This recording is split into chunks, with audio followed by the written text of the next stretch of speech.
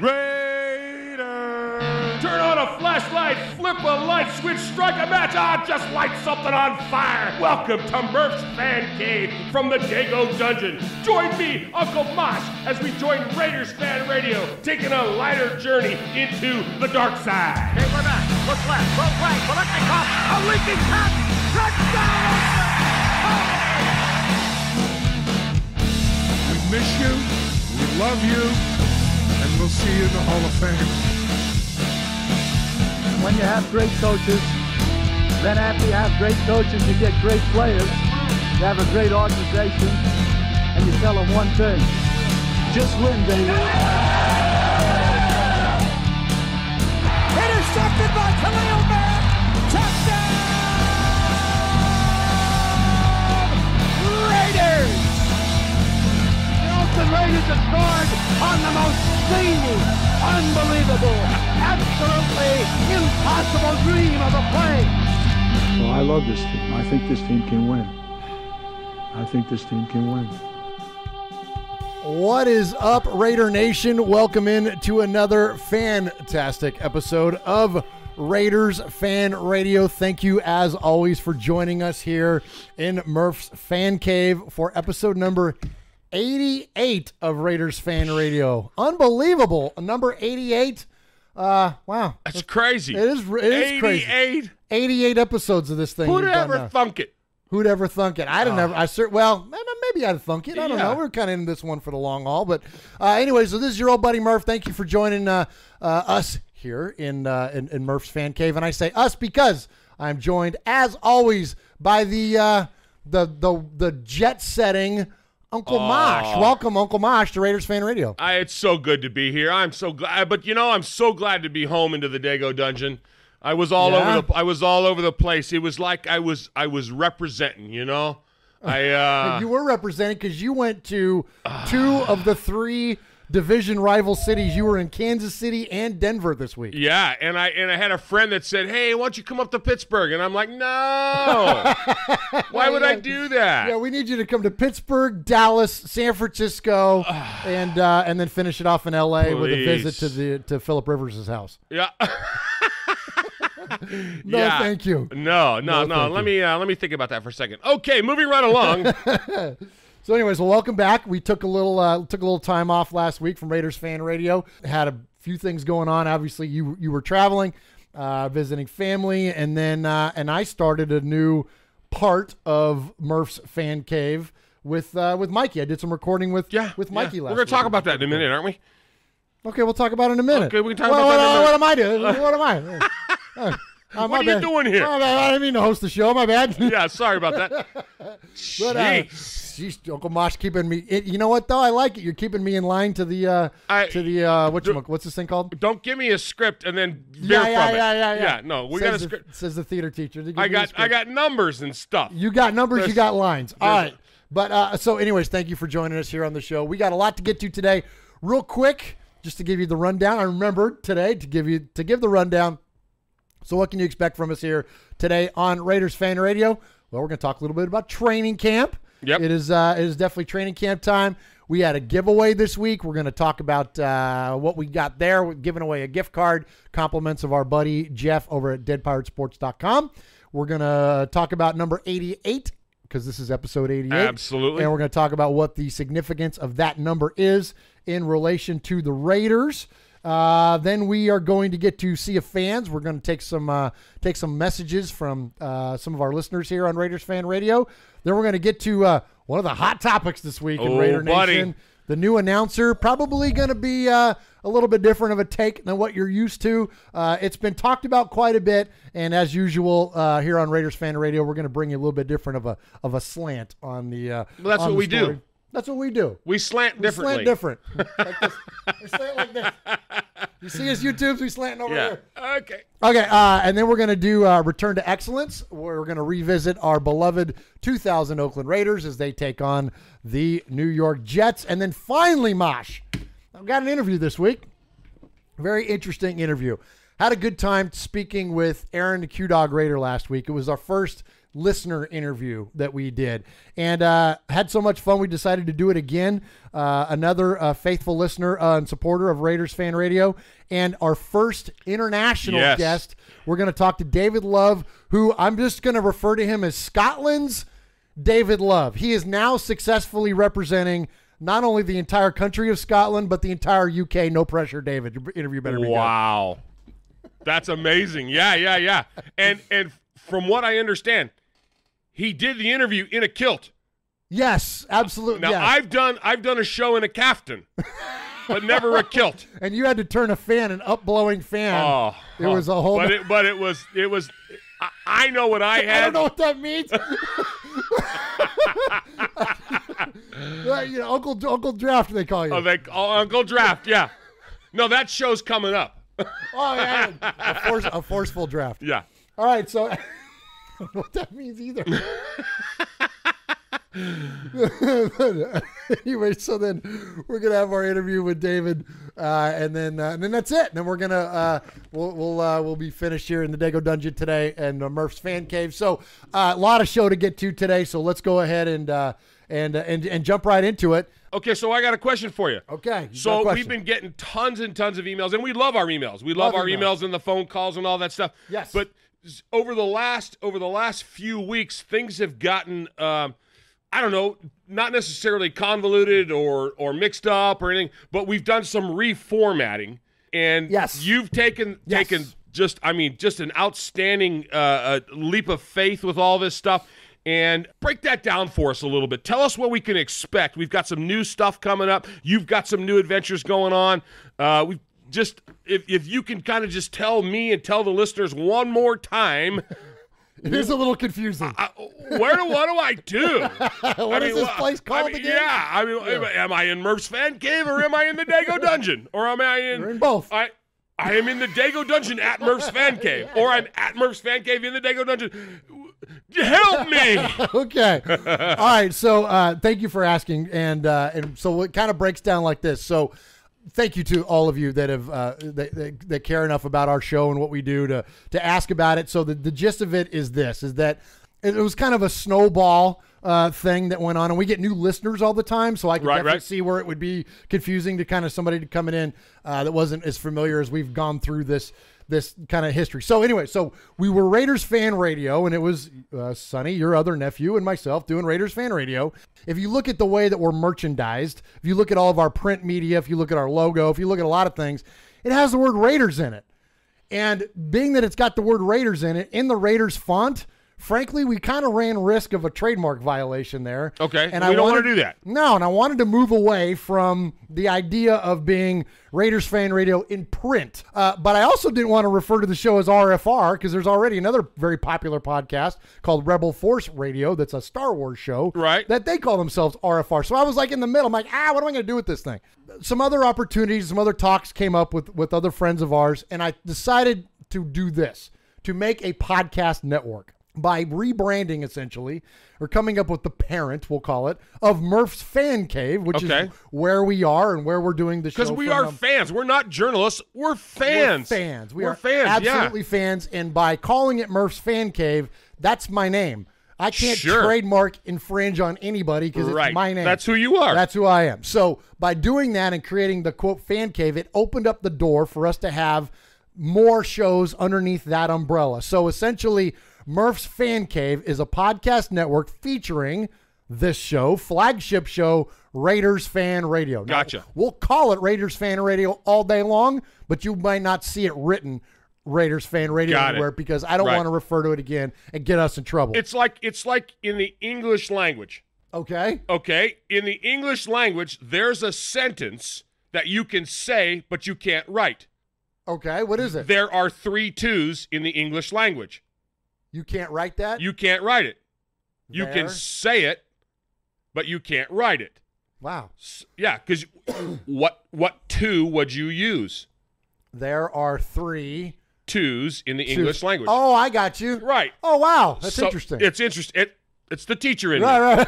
So we can call ourselves Raiders Fan Radio, but we can't print it. We can't print it. There it is. So when you see us in print, it will say RFR. RFR. There you go. So whenever you see that, that's what you know what we're talking about. We're talking about this show. We're talking about Raiders Fan Radio. Now, it's probably a lot more than all of you wanted to know. Am I any less confused than I was before? Right? No.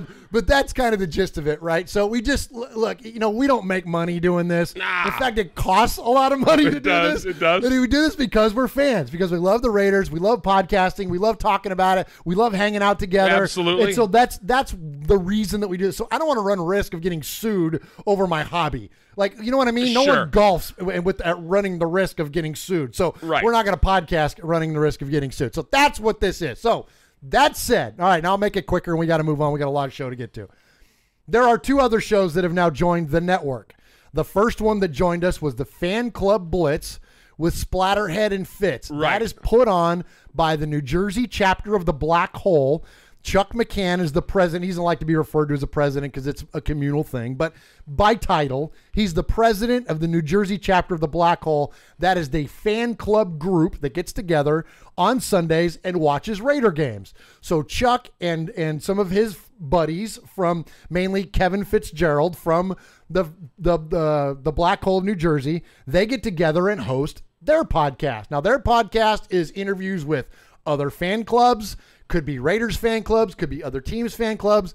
And in fact, very soon, they're going to go on the road to a Kansas City Chiefs bar in New York City. So this is a Chiefs bar in New York City. They're going to go into enemy territory, and they're going to have a sit-down with those fans. And actually, they're going to have some Chiefs players there as well. So send them my picture from Kansas City. Oh, that'd be great. Absolutely will do. Absolutely will do. So, okay, so that was the first show. So the Fan Club Blitz with Splatterhead and Fitz. Then the third show to join in was Mondays with Mikey and Murph. Now, some of you know who Mikey is. Mikey Raider is a longtime YouTube caster, commenter, and he's been doing this for a long, long time. Mikey and I kind of linked up through some mutual acquaintances. I ended up doing a roundtable project with him. We hit it off. Chemistry was good, and we decided to develop our own show. So that's primarily a YouTube thing. Yes. Which is hilarious if you watch it. It's a crack up. I saw it for the first time the other day. Yeah. And it was great. But under Murph's Fan Cave, we're doing podcasts and into the YouTube. Yeah. So his channel's called On Air Nation is the name of his channel. We have our own channel. We'll have the audio versions of these things up, but I don't want to if you're going to watch it, watch his channel on that. Absolutely. Listen to us. Watch him. Okay. All right. Fair enough. So we're going to record that live YouTube broadcast, essentially, and then we present that as a podcast. So all the shows of Murph's Fan Cave will show up in one feed. So in your feed, if you subscribe to what used to be Raiders Fan Radio and now Murph's Fan Cave, all these shows will just kind of show up in your feed. And then as we add more and more, we might do a Madden game show. We might do, I don't know what we're going to do. Right now, we're kind of settled in. I got my hands full with just these 3. Sure. So we're going to settle in with those 3, and they've all been well received. The Fan Club Blitz guys are doing a great job. Gotten a lot of positive comments on that, and the stuff with Mikey just is kind of going through the roof a little bit, which I'm very thankful for. So anyway, so that's what Murph's Fan Cave is. So I hope that halfway makes sense. Just if you see Murph's Fan Cave, just know that's the podcast network, and it's got 3 shows underneath it.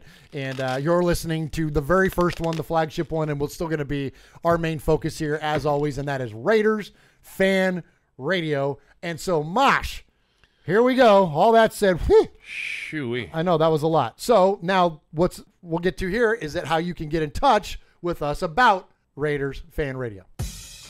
All right, boys and girls, pay attention. You got your old Uncle Mosh here with an update. That's right. I got some stuff for you. Take out a piece of paper, a pencil, a pen. Heck, use your pocket knife and carve the info into your dashboard as you're driving down the highway. First off, you need to like us on our fan page on Facebook. That's right. Go to Facebook at Raiders Fan Radio Podcast. Don't forget about the Twitter. You know your old Uncle Mosh, he twits now. That's right. Go to at Raiders Fan Radio. Also, don't forget the Instagram at Raiders Fan Radio. Or what about our website? That's right, RaidersFanRadio.com. Heck, if you want to, you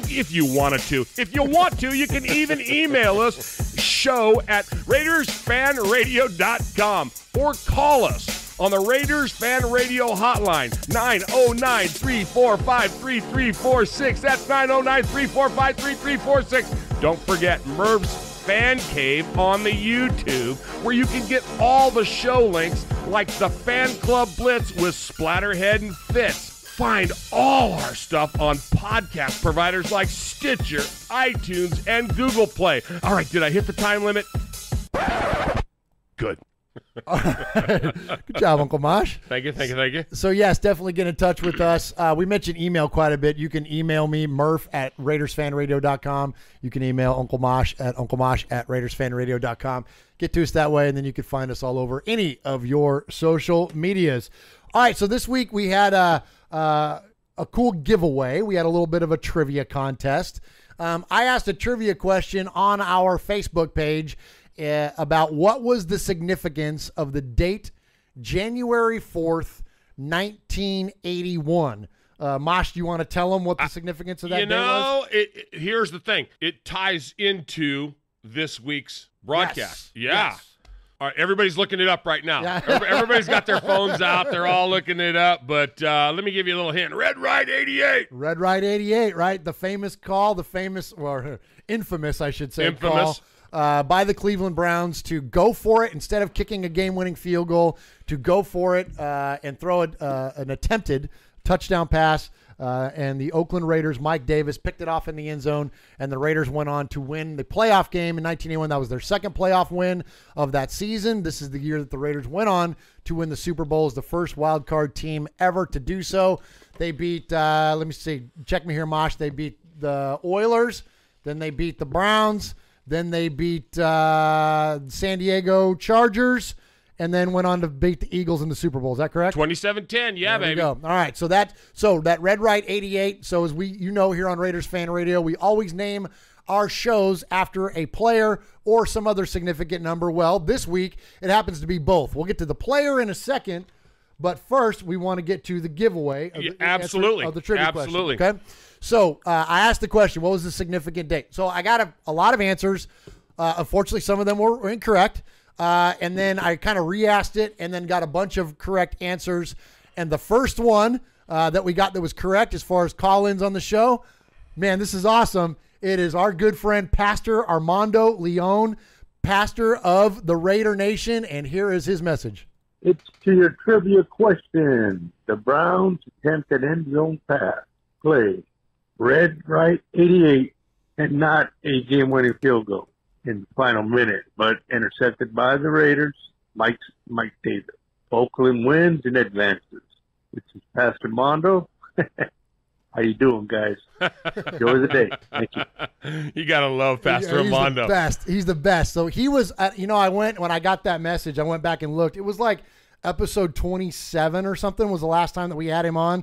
So I'm going to when I reach out to him to let him know that he won the $25 gift card to deadpiratesports.com. I'm going to invite him again to join us back here on Raiders Fan Radio. It's been too long since we've done him, and he's a made man in more ways than one. Oh, absolutely. Yeah. Absolutely. He's divinely made. Yeah, he is. Yeah. So yeah, very cool. Pastor Armando got that question right, so we'll reach out to him and let him know he won, and then again re-invite him back on the show. So very cool. So congratulations, Pastor. $25 gift card, courtesy of our buddy Jeff Haskins at deadpiratesports.com. While you're out there shopping at deadpiratesports.com at checkout, you can enter RFR10 into the checkout line as a promo code and get 10% off your order. So check out what Jeff's got going on there at deadpiratesports.com. All the Raider gear you need. Oh my gosh, he's got such cool stuff. Literally got all the Raider gear. In fact, I got a new flag on order. We're gonna hang up here in this. Tell him what he said when you asked him about the logo. Yeah. I told him, I said, Jeff, I got this window in my fan cave, and I want to hang the flag sideways because it gets illuminated by the daylight, and so I want to have the logo kind of hanging the wrong way on the flag. Can you do that? And he goes, brother, I can do anything you want. I can put your face on women's underwear.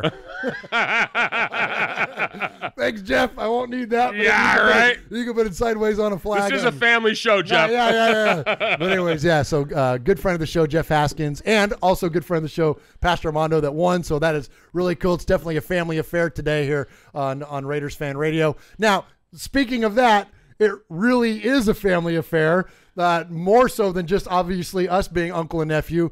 But you got another nephew that used to be a co-host on this show. Absolutely. And he called in and tried to win the gift card.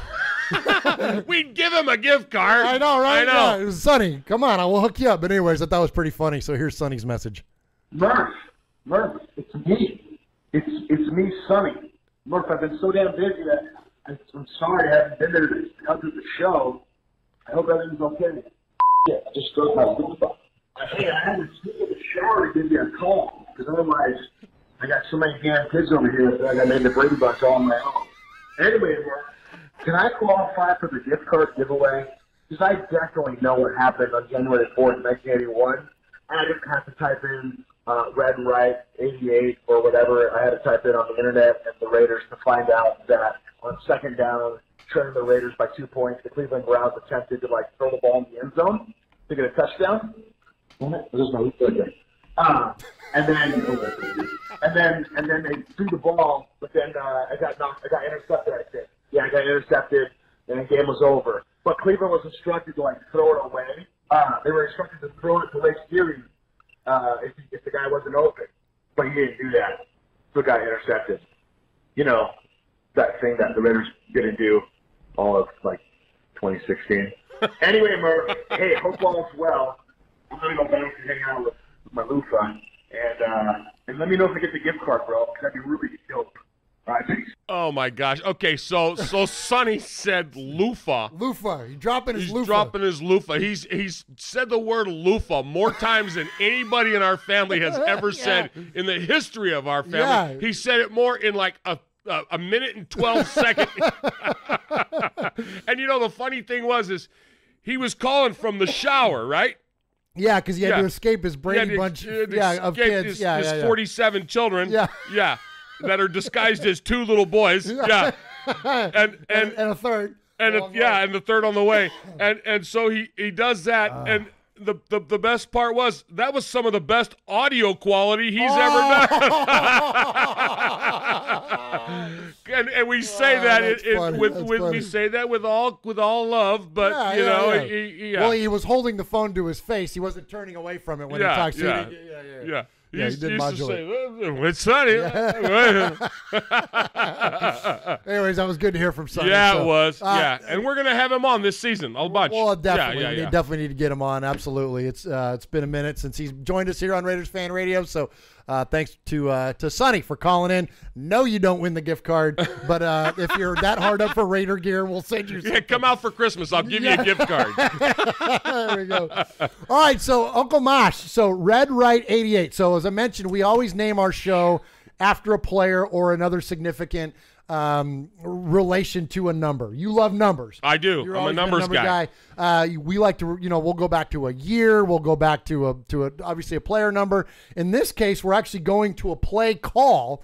So Uncle Mosh, let's settle in for a 4-minute run listening to Harry Callis, the great, legendary Harry Callis, who replaced John Facenda. John Facenda, yeah. And did NFL films for probably longer than Facenda did, because he did it up until the early 2000s, I think. Yeah, for a long time. When he passed away, so unfortunately. But so let's listen to the legendary Harry Callis tell us the story of Red Right 88. The Raiders met the Browns in Cleveland last Sunday with a temperature a knee-knocking 1 degree above zero. With a wind chill factor of 37 below, it was the coldest postseason game in 13 years. But Oakland shirt sleeve Dave Dalby matched his California cool against the elements. Browns quarterback Brian Sipe, number 17, longed for a dry ball and unfettered fingers to catch it. Sipe was also hampered by the Mad Stork, Ted Hendricks, number 83, Oakland's 5-time All-Pro linebacker, who is enjoying his finest season. Allowed to freelance by the Oakland coaching staff, Hendricks roamed the field, discarding blockers and disrupting both the pass and the run. The Browns defense made some big plays of its own as Clarence Scott dropped Jim Plunkett on a safety blitz. But the Browns' biggest play of the day was made by cornerback Ron Bolton, number 28. His 42-yard return of a second-quarter Plunkett pass for the game's first score warmed the cockles of the hearts of the frozen faithful.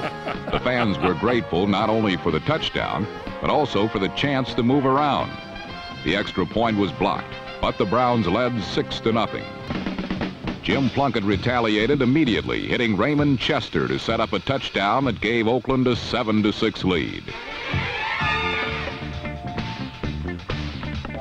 With the Browns' defense denying the perimeter of the field to the Raiders' dangerous receivers, Plunkett found the middle vulnerable. Tight end Chester's 27-yard reception set up Oakland's second touchdown, scored by the man who plowed in for both Raider touchdowns, Mark Van Egan, number 30. Van Egan may be the most unpublicized back in the NFL, but he has averaged over 1,000 yards for the 4 seasons prior to this one. With Cleveland having added 2 Don Cockraw field goals, the score now stood 14-12, Oakland. The Raiders' brilliant defense meant to keep it that way. Lester Hayes made his 17th interception of the season, the all-time NFL high for 1 year. Oakland was unable to hold its breath as Cleveland mounted a late charge. The Cardiac Kids once again sent pulses skipping. Greg Pruitt caught Brian Sipes' pass with less than a minute left in the game to spur hopes of yet another miracle. I can get another run play in after this. With 2nd and 9 on Oakland's 13-yard line, Ratigliano and Sipe decided to go for the touchdown since the brutal weather had already nullified 3 field goal attempts. Cleveland may be a conservative city, but its coach is a gambler. Red slot right. The red slot right. Your effects say 88. Let's go. Brian Sipe had pulled countless games out of the fire, but Mike Davis iced this 14-12 win for the Raiders. There was no joy in Mudville, for Mighty Casey had struck out.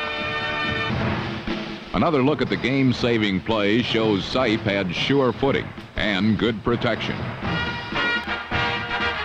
He simply threw a bad pass, something he hasn't done often in amassing over 4,000 yards this year. We'll never want to hear that. Why does that make me laugh? Is the only men to reach the 4,000-yard mark. Cleveland has become synonymous with last-second victories. But Oakland has been winning heart-stoppers since the Cardiac Kids were in grade school.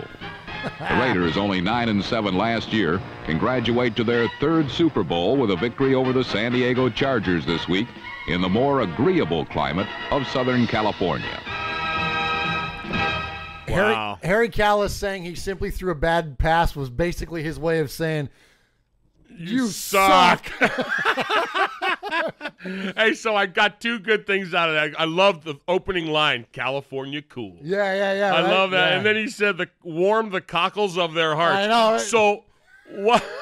And you look up cockles of your heart, it says the definition for that is the depths of one's emotions or feelings. Oh absolutely. I didn't know people in Cleveland had cockles then. No, they didn't. No, the river was on fire once.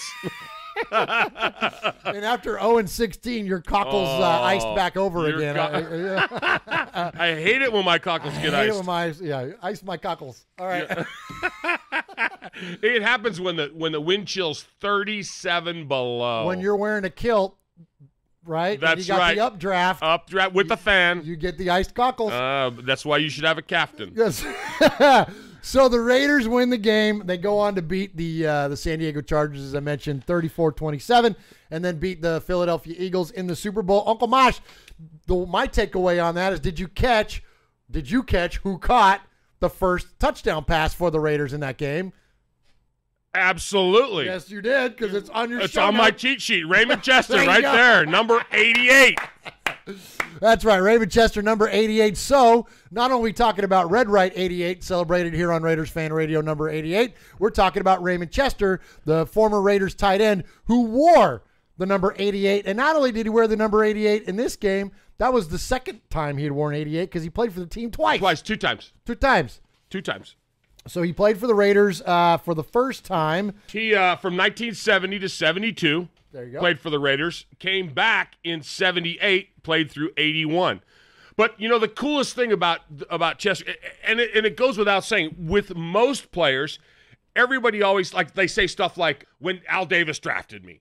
You know, we said that last time we were on, you know. But Chester, he and Davis were actually really close friends up until Davis died in 2011. They remained really good friends, even though Al. But you know, Al made it pretty clear it's business. We can still be friends, but you got to go. Yeah, you know, sometimes you got to go. You know, sometimes you can still come over for a barbecue, but you got to go. You got to go. That's right. Yeah. So absolutely. Yeah. So Raymond Chester, definitely one of the legendary Raiders.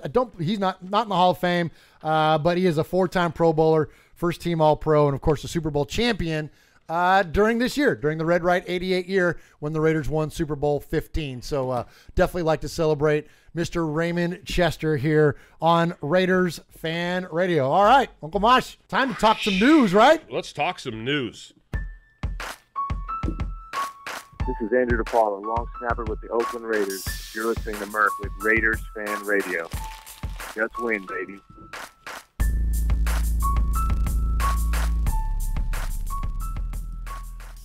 That's right, Uncle Mosh, and to all of you that are listening to us and watching us on the live on the YouTube feed, Uncle Mosh. Oh, sorry, I was waving at the camera. Well, no, that's okay. I did say we have news. We have for real news because you know what? It's been a slow summer. Slow summer, and training camp has started. Woo-woo!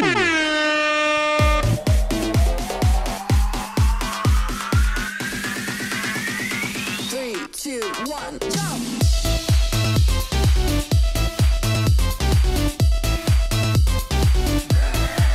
Did you get your cardio in? Oh, man, I need a donut. Oh, no, you don't. The last time you had a donut, you chased it with 27 more and ended up in the hospital. $40,000 later. No, we don't want. But all right, so now we're all worked up into a lather here in the into the fan kit. Ron says, "Bust out the glow sticks." Oh my gosh, we're just excited, man. We got real. It is for real. 2018. The players have reported. The rookies have reported. The veterans have reported. The coaches are there. And Uncle Mosh, we're talking about real life Raider football and Raider news. And so the players started reporting on the 23rd, and then then the veterans followed up on the 26th. Also in the chat, Emiliano, our buddy, Big Raider Trucker, says Burning Man 2018. The only thing burning right now are my cockles because I'm all worked up into a lather. I'm worked up into a lather. The cockles of my heart. The cockles of your heart, Bernie. Bernie. So the Raiders have reported to camp, and then they're underway. They're practicing. Cool. Couple little notes.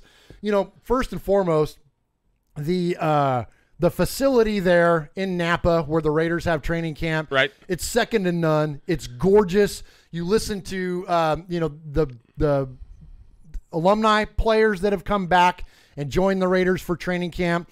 We saw Daryl LaMonica this week. We saw Phil Villapiano, former guest of the show here on Raiders Fan Radio.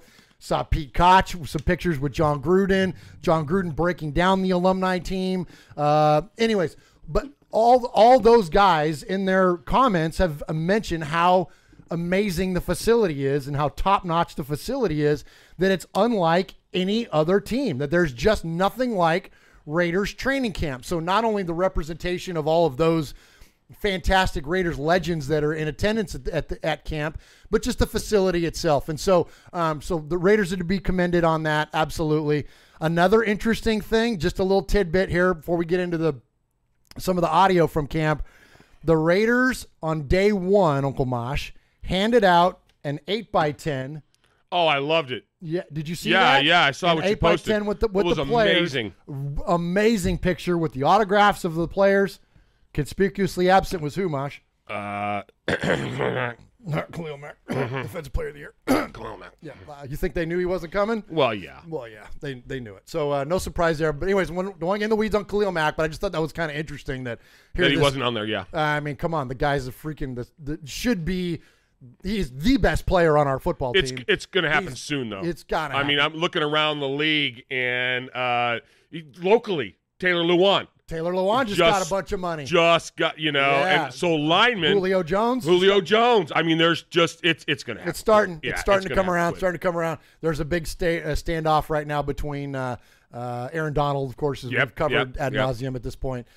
Of course, a lot of press conferences going on all over the place, and we wanted to feature a few sounds of a few of those, and we're going to start off with the man in charge, Mr. John Gruden. That was great. Been on the field, obviously, for the last 3 or 4 days, but it's really fun when the veterans show up and they're in shape. They know what to do. They paid the price, and I think they're together. I really like the way the team has gelled, and I was pleased with the execution for the most part on both sides. It's just awesome to be here. It's a great responsibility. I know I have a lot to prove, and I'm eager to do the best I can to do it. I like our defense. I like what we're doing on defense. Our defensive coordinator is really good. Creates a lot of problems. And Bruce Irvin's playing his natural position on an every down basis. I think he's a heck of a player. We've improved our inside pass rush. We've added a veteran presence. Some people don't like it.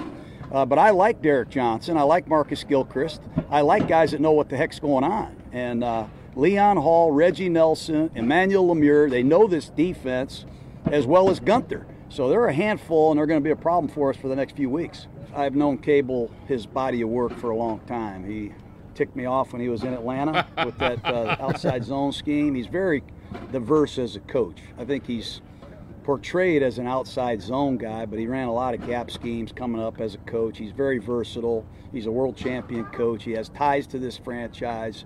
He's a natural fit, great competitor, and a hard worker. Glad to have him. Wow. I love what he said about Cable, man. I love it cool. when a coach gives another coach accolades, man, and shows the mutual respect. And that's something that through the players that we've been talking to and the folks, the insiders and stuff, have been saying is that the mutual respect. Yes. It goes all the way. It goes from the top down, and that's really cool. I also like what Gruden said about I like guys that know what the heck is going on. Yeah. Man, imagine as a coach – the less training you got to do, and you can get into the X's and O's without having, the foundations are there. Yes. The guys that know what the heck is going on. So let's move on to the next step. When you know that your first few steps are already in place. Oh. Absolutely. It shortens the learning curve, right? That's what you want. Man, and absolutely. When you already have a limited amount of time with the players, why would you not bring in guys that are already automatically familiar with the system? And you're going to hear some comments from some of the other guys that kind of allude to that essentially they're acting as coaches on the field. Sure. You know what I mean? So again, shorten the learning curve up for the new guys. Not only do you have new players, a lot of new players coming in, but you have new systems coming in and an entire new coaching staff. Anything you can do to expedite that and make it more efficient in the transfer of knowledge, it's a no-brainer. It's a win-win situation all the way around. Absolutely. All right, so let's go. Next up, we have our quarterback, Derek Carr. He just is energetic all the time, and that's just him. He is so passionate about the game of football. I don't think anyone can be mad at that. I don't think anyone can get mad at that. So when he demands from you, when he encourages you, it's in the same tone every time. So I think that's what we respect about him, is that he never changes. He's not going to be this way, and then the next day or next week or next year he's going to be this way. Like I said earlier, for 5 years he's been the same person every time I see him. That could be a soundbite from 6 months ago. I know, that right? Could be a soundbite from last week. And Derek Carr used to get slugged on that a lot about, he's always the same. But when you're talking about something that hasn't changed, and his relationship with Gruden and Gruden's attitude and everything, it could be the same soundbite that we've heard from 100 different players and Derek Carr 100 different times. Absolutely. And you want consistency, right? Don't you want that out of your coach? You want them to be the same, right? Whatever that is, you want it to be the same. And don't kill me for this, Raider Nation, for referring to Bill Belichick. But when you watch Bill Belichick, whether it's on the sidelines or at the podium or anywhere else, on an NFL Films interview, his demeanor is exactly the same. Yep. It does not matter what you ask him. It does not matter what the environment is. It doesn't matter if it's a Super Bowl or week 1. The only thing that changes for him is the length of his sleeves. Yeah. Yeah. No, I mean, seriously. And the amount of rings on his fingers. And speaking of Sonny, that was one of the things that Sonny used to rail about last year during the season was our coach last year was flip-floppy, man. He was terrible. all over the Yes, place. yes. You know, half the time it was my fault. Half the time it was always, the kid's fault, blah, blah, blah, blah. Yes. It's like, come on, dude, where are you? Yeah, absolutely. And Sonny called him out numerous shows Absolutely. on that. Couldn't agree more. Absolutely great points. And so I think that consistency out of Gruden will in turn create consistency in Derek Carr. And if there was anything we were last year, it was inconsistent. Sure. All right, next up, let's listen to one of the leaders now on the defense. First time that I can recall that we've heard from the next three that we have here. And first one we're going to start off with is linebacker Derek Johnson. I'm a veteran. I've been in the league it's my 14th year, so I'm catching up pretty fast. So today I moved around pretty good. And for me, it's a mental game. So that's going up. Coach Paul Gunther has really worked with me to get up to speed. And today I was pretty impressed with running around with the young guys. So I'm up to speed. I just can't wait to be put on the pads. Since this game is so mental to me now, I'm loving it. It's like being a coach on the field, and I just want to learn it just as well as Paul Gunther knows it, just so I can be a coach on the field. That's my goal. Dang, he's been around 14 years. 14 years. Yeah, he's like 36, I think. Jeez, Yeah. I did not realize that. Yeah, he's been around a long time. God, we're old, dude. Yeah. Yeah. Wow. Yes. And I love what he said about I want to be a coach on the field. That's right. I mean, what else do you want out of a veteran? That's it. Oh, man. Absolutely. The mindset there is just outstanding. It's just perfect. So, if he can, again, transfer that knowledge to the younger guys, and if he's got a step or two left in him, perfect. No wonder the Raiders haven't re-signed Navarro Bowman yet. I mean, seriously. And now, granted, Bowman's younger. I think Bowman's going to be 30 this year, so he's got a lot more left in the tank than maybe what Derek Johnson has. But as far as a leadership ability and on-field coaching ability, I mean, that's what we have now with Derek Johnson. So, and also in a long line of Chiefs that have become Raiders. And vice versa. Right? Okay. All right. Next up, we're going to go to another new linebacker. This is so Uncle Mosh. The way to pronounce it, it's spelled Tahir, and I found the phonetic spelling of it. It's Tahir, like if you pointed at your ear, like T-A ear. So we're going to hear from Tahir Whitehead. He's the player's coach. He's a great guy all around, high energy guy. What you see is what you get.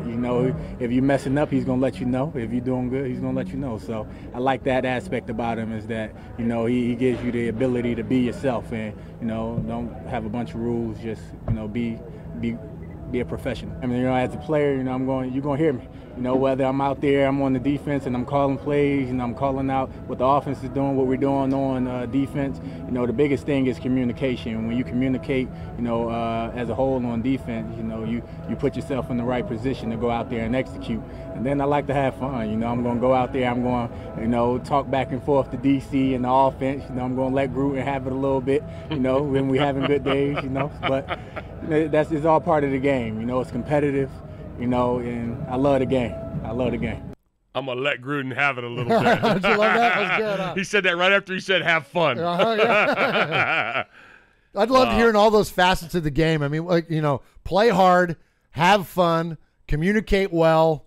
Like, what else is there, right? Like, that's it. Like, this guy gets it, man. That's another perfect example of the quality of character of leadership that the Raiders have brought in to captain this defense. I think it's awesome. Absolutely.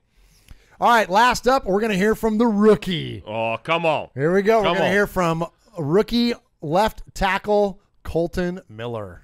It's been going really well. Going against him and Mike had really benefited me so far. I'm trying to protect or hold my craft as much as I can going against those guys, and I'm really excited for Sunday when the pads come on, because you don't really know how guys are going to be until you get those pads on, and it's just another level. So I'm really excited for that. Wow. What do you think, Uncle Mosh? Hone my craft. Love that, right? Yeah. I mean, it's all about making themselves better. Yes. They're all saying the right things. Good coaching before they got to the mics. Huh? I know, right? Yeah, absolutely. Yeah. So it was good to hear from. I think Colton Miller has done a couple interviews. Obviously, draft day he did some stuff. Sure. But since he's been part of the Raiders, not a ton, and you don't really hear it from a ton of the players because there's not really any team functions going on, right? So first time we've got a chance to hear from a lot of these guys, and I think it's great. And I think you hit it on the head there, Mosh. My big overall takeaway from this was not only are they coached before they go take the mic, but you're hearing the right things. You're hearing the whether, granted everything's, puppy dogs and ice cream this time of year because no one's, everyone's record is 0-0. But you want to hear those things, and you want to hear the energy and the positivity and that they're having fun. Like, you want to hear from that. Maybe I'm looking back negatively, but I'm thinking about the Jack Del Rio years, a handful of years. He was kind of like, he wasn't like a real emotional leader, which is fine, but he wasn't like, he just didn't bring a lot of joy to any part of the games. Like, now granted, winning cures all. And when you're 12-4, everybody happy, right? It doesn't matter because you're winning. But aside from those, just in the typical like pressers like this, they seem to be, at least from first exposure, they seem to be having a little bit more fun than they had in the past. It's a game. When it's all said and done, you're an adult getting to play a game and getting paid millions of dollars to do it. And if you can't enjoy yourself, I mean, the word fun, yeah, there's work that's involved with it. Maybe if we took the word fun out of it and we added the word enjoyment. That's a good that point. Would be, there you go. Yeah. Because, people enjoy working out. People enjoy running. I wouldn't say that that's necessarily fun, but they enjoy it. And they're getting those endorphins are getting released. They're excited. They're having a good time doing it. And that's what's been missing with our teams, Absolutely. I think that's an excellent way to put it. Is that, I mean, no matter what, it's work, right? And so, but yes, do you enjoy your work? Do you enjoy the process?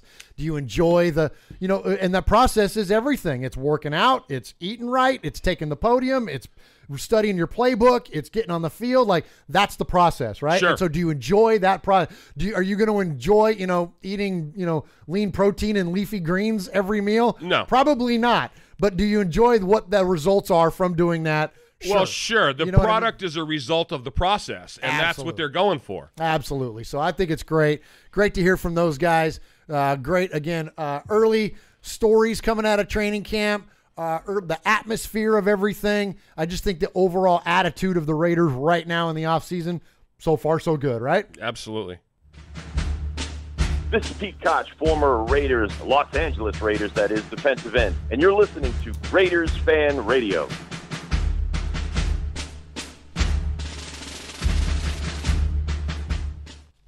All right, Uncle Mosh, next up here on Raiders Fan Radio, we have our listener segment, and that is what we call affectionately the Sea of Fans. There he is, fading, looking. He's under the gun. He's caught, he throws. It is. Oh, he caught it.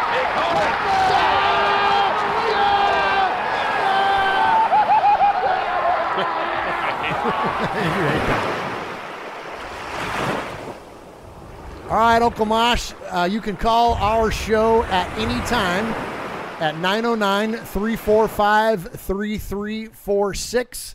That's 909-345-3346. Leave us a message. Leave us your hot take. Leave us your family story. Leave us anything Raider-related. Heck, it doesn't even have to be Raider-related. Just call us and leave us a message. And if it's good, we'll play it here on the show. We used to play all of them, but now we have too much show, and so we've had to back off a little bit, and so we don't play nearly as many as we used to, but I promise you, we still always get the good ones on. And we have some repeat offenders. And so if you call the show 3 times and you get played on the show, we call you made man here on Murph's Fan Cave here on Raiders Fan Radio. And so one of the first made men we're going to get to also happens to be one of the guys that's in the chat, and he just said, Mosh, I quote, "Your logo looks like Santa on a 3-day binge after the holidays." Oh! Actually, I've been playing Santa for about the last 40 years, and I've been known to do a 3-day binge. So that comes, and I never looked this good. So that comes courtesy of our buddy Emiliano, also known as Big Raider Trucker. What's going on? The man, the myth, the legend, Big Raider Trucker, here checking in once again with you guys. First of all, we just received the devastating news this morning of Coach Tony Sperano. I want to say rest in peace, Coach. You were there when we were nothing. Just want to say Raider in peace, brother. All right, also wanted to call and talk about the topic of Pop and Coach Tom Flores leaving the radio broadcasting. I don't know if it's just me or is it kind of like we're taking on the new role of an expansion team? I mean, I don't mean to be disrespectful to the Raider Nation, but it kind of feels that way, coming in with picking up more nationwide recognizable people, such as, well, I can't think of his name now, but I know him from calling the Ohio State game. And I think it's just a big contradiction. We're going to let go of Tom and Pop and bring in Lincoln Kennedy. It's like we're bringing in new but getting rid of the old, but we're trying to become new again. I know it sounds really confusing. I mean, we're moving to Vegas trying to wipe away the old Raider Nation, not necessarily trying to wipe away, but then we bring back Chucky. So it's like, okay, are we living in the now or are we living in the then? It's just really confusing right now, guys. Want to get your take on it. Hope everyone's doing good. Training camp about to start. Raider Nation, stay strong. From the womb to the tomb, baby. I'm out. Great, as always. Thank you, Big Raider Trucker, for the call. So he covered a lot there. First off, yes, rest in peace, Tony Sperano. Man, he took us through. That was a tough time in Raider Nation. I mean, that was an 0-10 football team before they finally won a game. Most famous for burying the football. Absolutely. You know, and he was, you know, kind of criticized at that time. But I think looking back on it, especially in his passing, I think that was a, you know, when you have those kinds of challenges, sometimes, and I learned this from a very famous coach who I'm sitting next to right now. Sometimes you got to shake it up. You know, I remember one time, and I've coached. For those of you who don't know, Uncle Mosh is a career coach. He's coached numerous sports. I coached Little League baseball and football and wrestling myself for many, many years. And I learned a lot from you. And I learned a lot from my coaching techniques and things from you. And I'll never forget one time I had an 8-year-old baseball team, coach pitch baseball team, and it was not going well. The season was not going well. The kids were in a funk. They were, you know, we were losing. It just wasn't going well. And frankly, those kids weren't accustomed to it because they had had a lot of success in that same team. I'd coached those boys since they were 4 years old. But we were just in a funk. And I remember asking you, what do I do? Like, I don't know what to do. And you said, break the pattern. You said, do something crazy. Do something. Have them blow up water balloons and throw them at each other. Have a shaving cream fight. Do something outside the box. Outside the box. Do something different to break the cycle that you're in. And you know what? Sure enough, we had a donut, oddly enough. No pun intended. We had a donut eating contest. I had the kids saying Yogi Berra quotes with donuts stuffed in their mouths.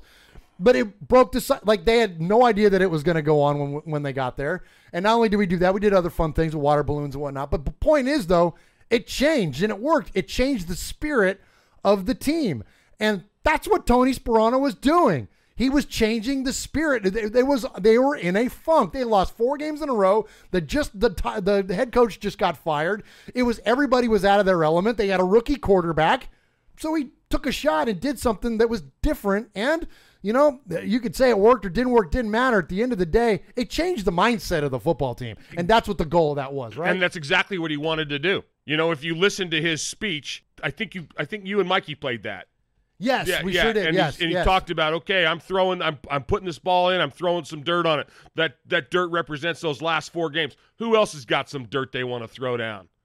You know? And he put the ball, for lack of better term, he put the ball in their court. He said, who else wants to throw something in there? You know? Who else got something they got to get rid of or get buried? Absolutely. You know? Yeah. Absolutely. So, I think so he did a lot, and the legacy that you leave behind, is really what defines you. The impact that you've had on people, and everyone has spoken so fondly of Coach Spo, they call him. Everyone has spoken so fondly of him, former Raiders and anybody else that this is the guy that engineered the freaking Wildcat for the Dolphins to finally beat the Patriots. I mean, so anybody that played for him back then or any of his other coaching jobs has spoken fondly of the man and defined him by his influence on their lives, not his influence on them necessarily as players. And so anyways. Hey, but getting back to what Big Raider Trucker said. Yes. So, one of the things that he talked about was, are we trying to get rid of the old and bring back the new? And are we trying to, and I know it's a little confusing, but some of the things that I don't think it's that deep. You know, you look at Flores is 81 years old. Okay, Musburger's 79. So it's not an age thing. Yeah. You know, they could have gone to school together. Papa's only 55. Papa's younger than I am. Yeah, yeah. You know, so it's not that. I think, and I don't know that it's maybe it's a little bit of shaking up the net, but it's just like, you know, a lot of times you don't bring your old curtains to put in your new house. Right, yeah. You know, yeah, even though you love those curtains, yeah, they match your couch. Nice curtains. They are nice curtains. Yes, yeah. Nice curtains. But so, yeah, well, you know, it makes sense. And so, you know, I'm sure everybody is, well, maybe not. I don't know. If you listen, you know, Papa was on vacation for 3 weeks during the time he got fired. And he didn't come out and say what happened until this last week. He was on 95.7 The Game, where he hosts an afternoon show. And he came on and basically told the story. And the story, and I'll keep it brief, you know, he opposed Mark Davis's entertaining the idea of bringing Mike Shanahan back. Correct. Or not back. Well, yeah, back. Al Davis fired him, you know, on short notice. I forget what year it was.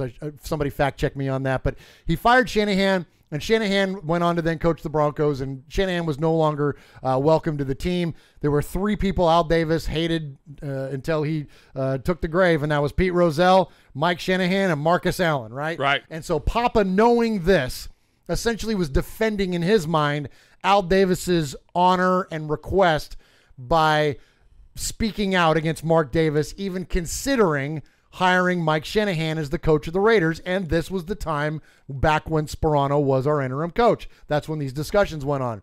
Those discussions between Papa and Mark, or Papa and anybody else criticizing Mark's interviewing, that's ultimately what led to his dismissal 2 years later. He was at that point, they were starting to throttle back his involvement with the team. He wasn't doing the Silver and Black show anymore on Raiders.com. He wasn't doing the simulcasts. They started pulling back from Papa, and then finally, ultimately, it got to this point to where he was let go. Now, we're going to talk a lot about this in a minute, but since we're in the middle of it, I have some audio on when Brent Musburger got hired. Credit Vince. It's not Pazienza, it's Spazienza. Oh my gosh. He's Fox 5 in Las Vegas. The anchor down there. I think it's Spazienzo. Shame on me. Good Italian name, and I'm butchering it up. But anyways, Vince was on a face chat with Musburger when Musburger told the story about when he got hired. This is it. This is real. I was at a Golden Knight game, and I was with Mr. Mark Davis, the owner of the team. I was introducing him to Derek Stevens, who owns the D downtown. Derek had never met Mark. And as we stood there and the conversation was winding down with Derek, Mark looked over at me and said, "Would you be interested in doing play-by-play for the Raiders?" And I didn't know whether it was a serious conversation or not, Vince, but I said, "Sure, you know, give me a call, we'll talk about it." And I later had some conversations with him and Mark Bedane, the president of the Raiders, and one thing led to another, and I had signed up. So it cuts off there, and his video cuts off. That's not me cutting off that audio. So there you go. That's straight from Brent Musburger. So Mark Davis knew he had this going on, bumps into Musburger at a Golden Knights game down there in Vegas, and Musburger's Mr. Vegas, man, and asked him if he wanted to be and I'm sure that once he got that commitment from Brent, then started the process of dismissing Greg Papa. So, you know, and again, we're going to get to a lot more of this later, so I want to save a little bit of that conversation, but there you have it, Uncle Mosh. There it is. And before we get to the next call, you know, having Flores leave, gosh bless Tom Flores, man, won 2 Super Bowls, and it's a shame the man's not in the Hall of Fame. It's a shame that he's not held in the same regard as other 2-time Super Bowl winning champs. But, you know, as an announcer, when you're 81, and he was kind of getting, you know, up there a little bit. We all, you know, should be so blessed to make it to 81, you know, but he was kind of losing it a little bit. I don't want to say lose it. That's not fair. It just wasn't, his broadcasting capability was not as. Look what the guy has done. He's only the second player to ever win a Super Bowl and coach a Super Bowl, and behind who? Ditka. Yeah. But he was also assistant coach. Oh, really? Yes, he was teaching me something. For who? For the Raiders. He was an assistant. Really? He was an assistant. Oh, was he a quarterback coach? He was coach? A player, and he was an assistant coach, and he was the head coach, plus the first Hispanic head coach, first minority head coach, and first to win a Super Bowl. Yes. The guy has got some accomplishments. It's not going to break his heart at 81 years old. You know what I'm saying? The guy's he's going to get the Hall of Fame. I mean, I hope so. Come on. Yeah. So sad that coach isn't going to get that he's moving on. But Lincoln Kennedy's great. That's absolutely. And Musburger's going to be great. So, and again, we'll get to plenty of that. Yep. Let's go ahead and get to the next call. Let's hear from our buddy Ron in Ohio. Murph, Mosh, what's up? It's Ron. What's up? Start off saying congrats for your new venture you got going on Mondays, Murph. Sounds pretty cool. Touch on the Papa thing real quick. The man definitely left a legacy, but it seemed inevitable with the Vegas move. So I think the best way to handle that is just honor the past. Think of all those great calls that he had for us and appreciate them. And I'm kind of excited for Lincoln Kennedy to get a shot. Be cool to see what he can do in the booth. And then as this is the last call of the off season, I'd like to go ahead and get way deep in the weeds on some football. Quarterback is the most important position on the field, and I would argue one of the most important things that a quarterback can have is in-game experience. So I kind of went through and looked at the quarterbacks we'd be facing this year. And as it stands right now, we'll have 6 opponents that have quarterbacks with less game experience than Carr. Keenum twice, Mahomes twice, Goff and Garoppolo. But what I think kind of gets interesting there is we also play Luck, Bradford, Flacco, and Tyrod Taylor, who may or may not be there. I would say it'd be half those guys easy may not be the starting quarterback by the time we play them. So that puts us between 6 and 10 games with relatively inexperienced quarterbacks. And for a team that had a defense that really struggled last year and a team that's now got a legitimate defensive coordinator and some new tools to play with, I think that could be a huge difference this year.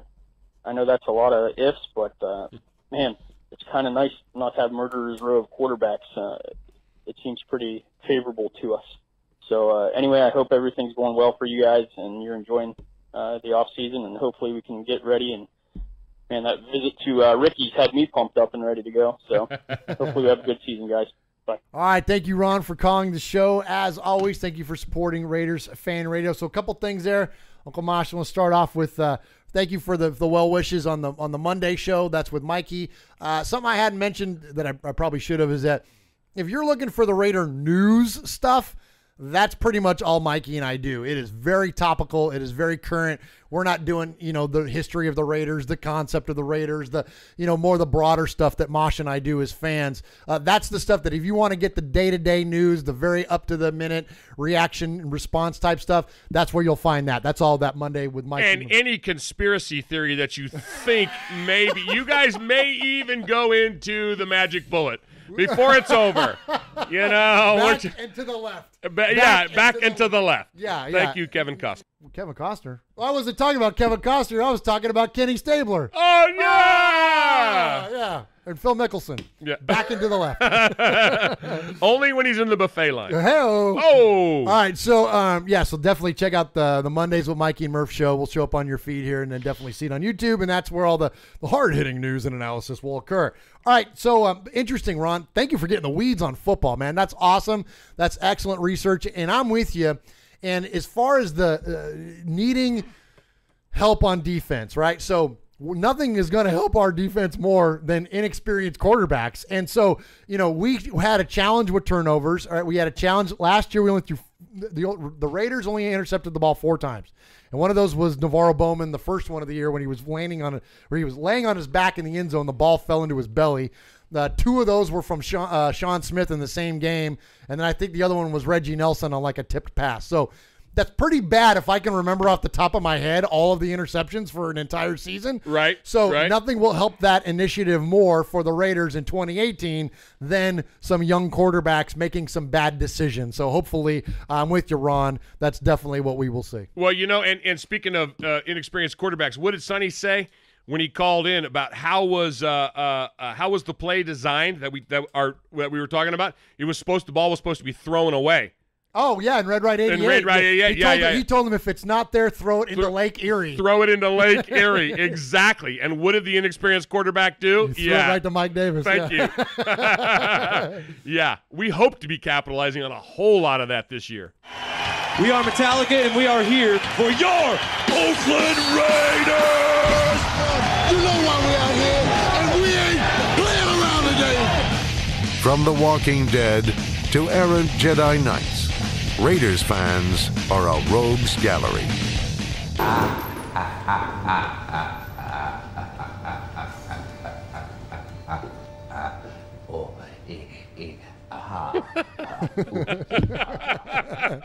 Love the Joker, That's man. the best. It's the best. God bless Heath Ledger. Mm-hmm. Rest in peace. So here's what the next segment we got, Mosh. We got this Greg Papa, Brent Musburger thing. Now listen, Mikey and I, as you mentioned, we talked at length about the Greg Papa side of this, and that's been the majority of the conversation around this. Is Ron in the chat just says that laugh comes right from the cockles. Well played, Ron. All right, so we talked a lot about the Papa side of it, but very few people are talking about the Musburger side of this thing.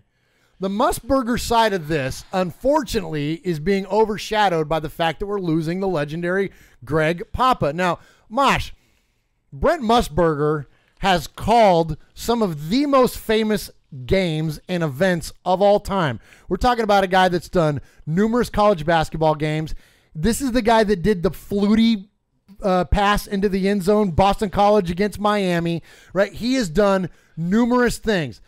Now, the Masters, he's done so many things. So many things. So also, he was a very famous studio host for CBS for many, many years.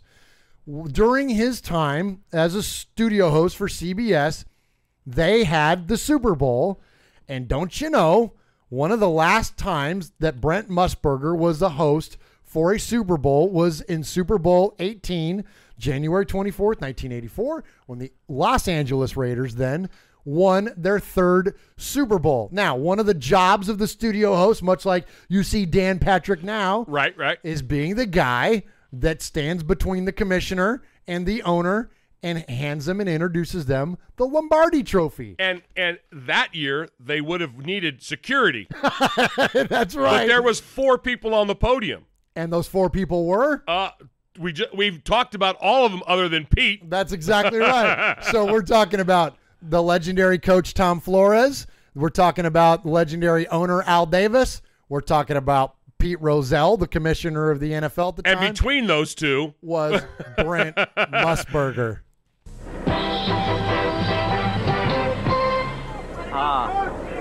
We are inside the locker room, and Al Davis embracing Tom Flores. This is the first time they have met since the victory.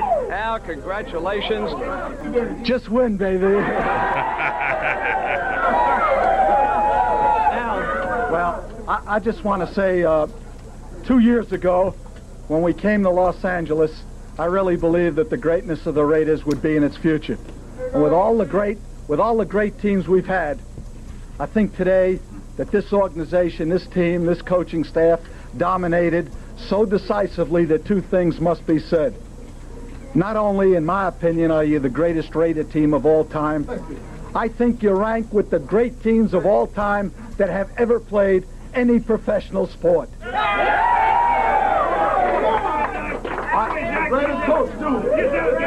Tom Flores isn't just a great coach in our league, with all due respect to the commissioner. He's one of the great coaches of all time. And the coaching staff, the organization, and I want to say one thing to the fans and the great players who wore the silver and the black in the past all over the country. And I want to pay tribute to my partner, Ed McGaw, who died this winter. Again, you were magnificent, you dominated. And I love all of you, and you know that. And thanks a lot. Al, thank you very much. Excellent job. Al, let me ask you something. With all the distractions that you have off the field, how are you able to keep focused on winning football games as you do and do throughout the years? When you have great coaches, then after you have great coaches, you get great players. You have a great organization, and you tell them one thing: just win. All right. Thank you very much. Coach. I want to bring your coach in. Congratulations. Tom Flores, this was one of the finest prepared football teams I have ever seen. You went right to work after beating Seattle. You kept your eye on Washington all the way. This whole organization was so confident when I was around. Well, this is such a great group of guys, and we just go out and do our job. We don't pay attention to what is said about us. We don't pay attention to all the hoopla and the distractions or whatever. We have a job to do, and we get it done, and it's just been tremendous.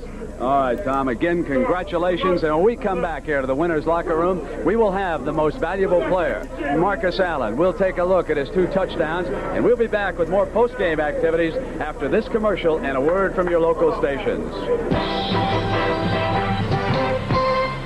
The handshake with Al. We watched this on video. Yes. The handshake with Al and Roselle. A little frosty. It was a little frosty. A little frosty. Yeah. How about when Al says, "With all due respect to the commissioner," which is basically his way of saying "F-U-P." Yeah. But hey, here's what I want to say though about this, Mosh. Is that, first off, Tom Flores was the first coach to say we had a job to do. Thanks, Bill Belichick. You can thank Tom Flores for that one. Absolutely. For doing your job. Brent Musburger was responsible for eliciting one of the most famous lines in Raiders history. Yep. Getting the just win, baby speech out of Al Davis. Yeah. If you don't have any respect for Brent Musburger before this, you better now after hearing that, because he is responsible for essentially what the foundation of Raider Nation is, which is that. You great coaches, great players, great organization, just win, baby. That's it. Brent's the one that got that response out of Al. Yeah, he threw the fat one to him, and Al knocked it out of the park with that, baby. Yeah. And you're right. Tom did say that. He said, we don't pay attention to what's being said about us. We just do our job.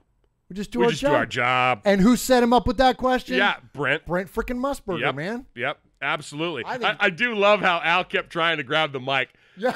He kept trying to. They gave Tom his own mic, but Brent was holding the mic, and Al even went at one time with a 2-handed grab there, and Brent wasn't letting go. He wouldn't let go. And look at the foreshadowing. Here we go. How many years later?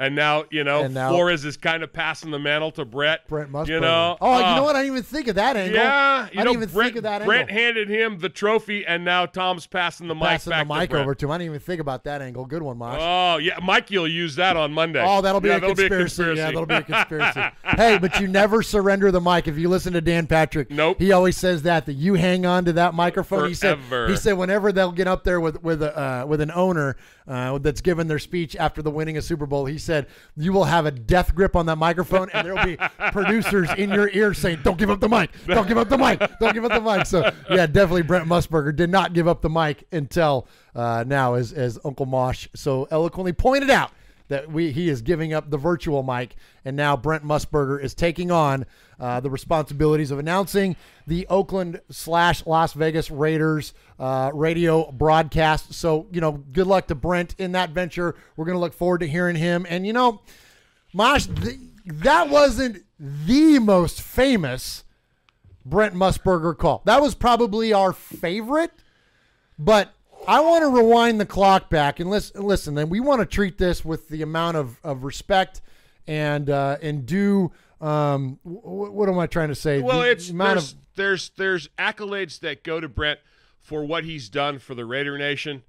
But for the game itself, even at the collegiate level, Brent was a trendsetter. He went ahead. He did some stuff that it just gets pushed to the side. Folks don't remember the outstanding Pulitzer Prize winning work, if I might.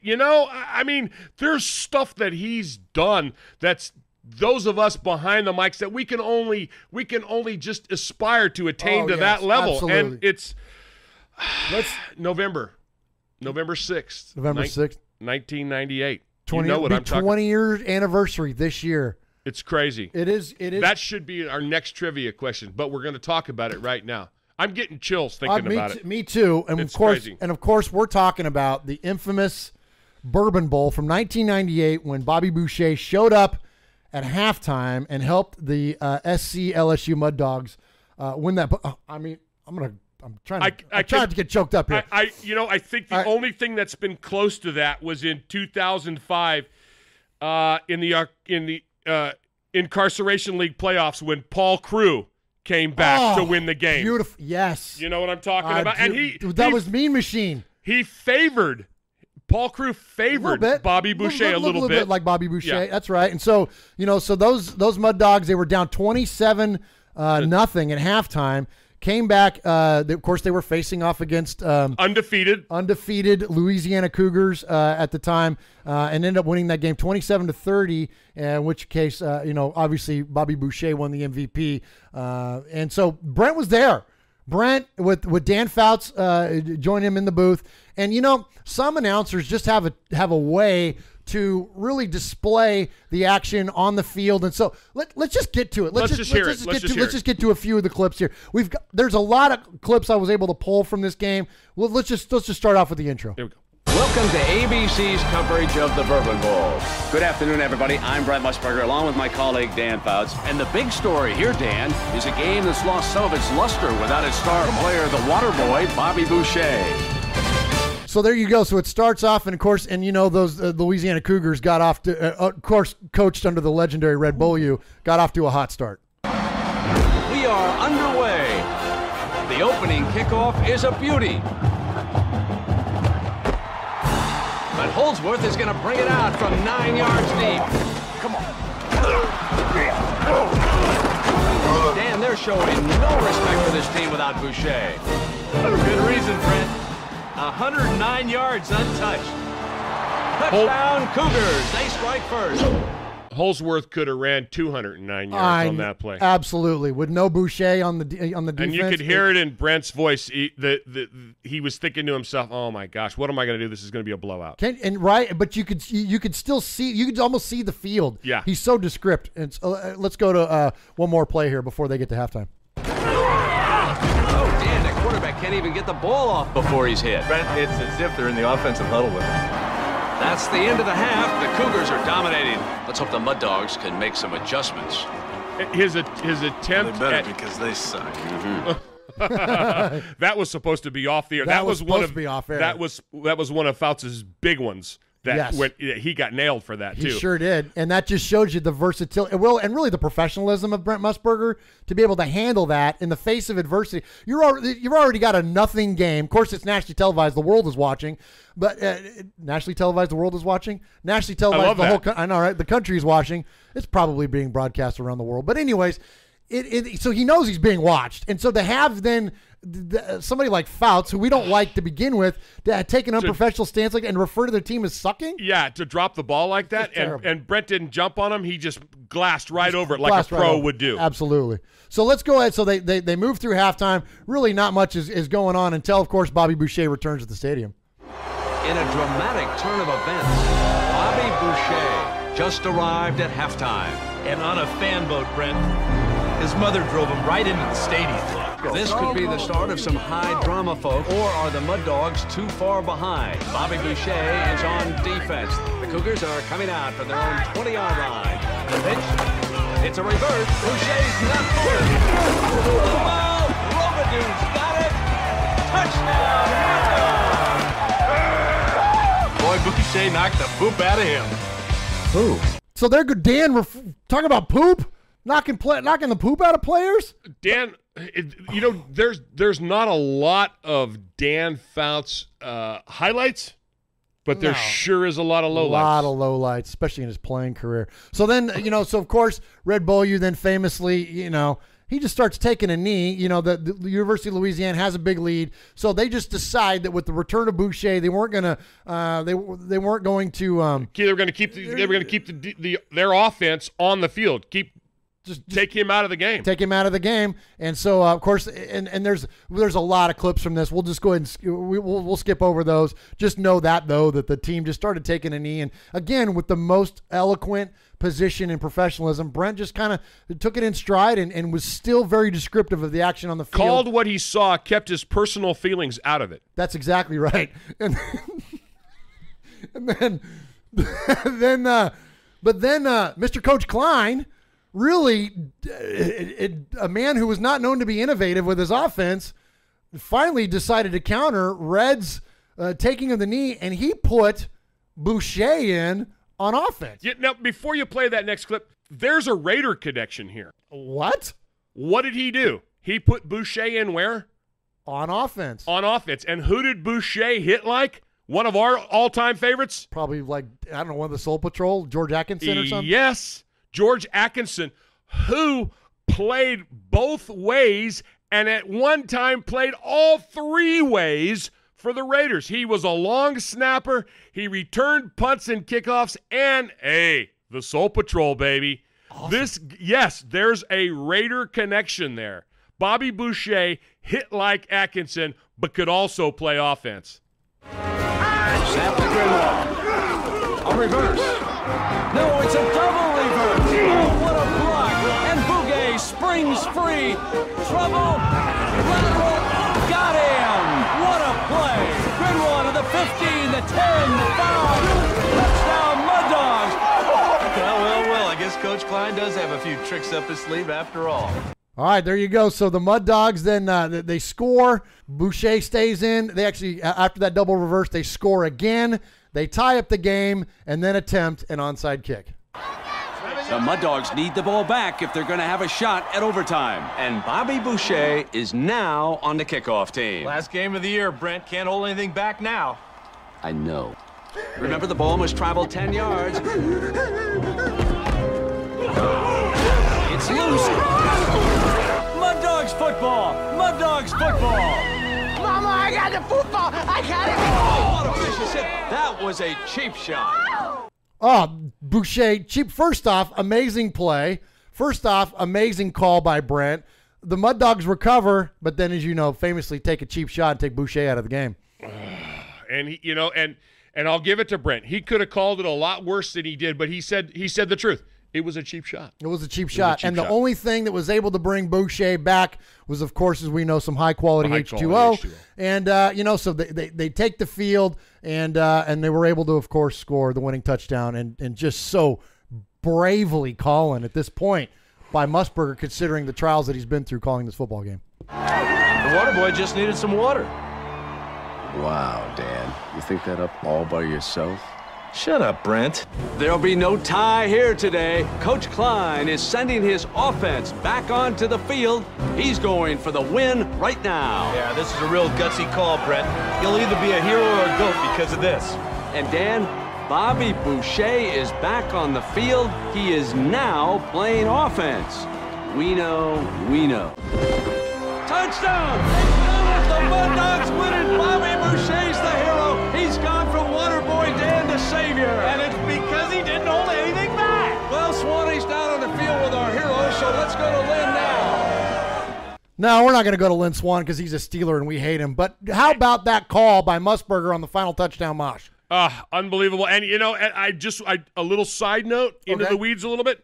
No one before in the history of broadcast journalism has ever said before or after, shut up, Brent. Shut up, Brent. You won't hear that. You won't hear that on Raiders football. You won't hear that. You definitely won't hear that from Lincoln Kennedy. You won't hear him refer nor address Brent Musburger, the legendary Brent Musburger, in that way. So anyways, we just want to celebrate the achievements of Brent Musburger. We want to celebrate his contribution to all of football, all of collegiate sports. Just an amazing legend. You're listening to The Violator, and I'm live on Raiders Fan Radio. Where you at, baby?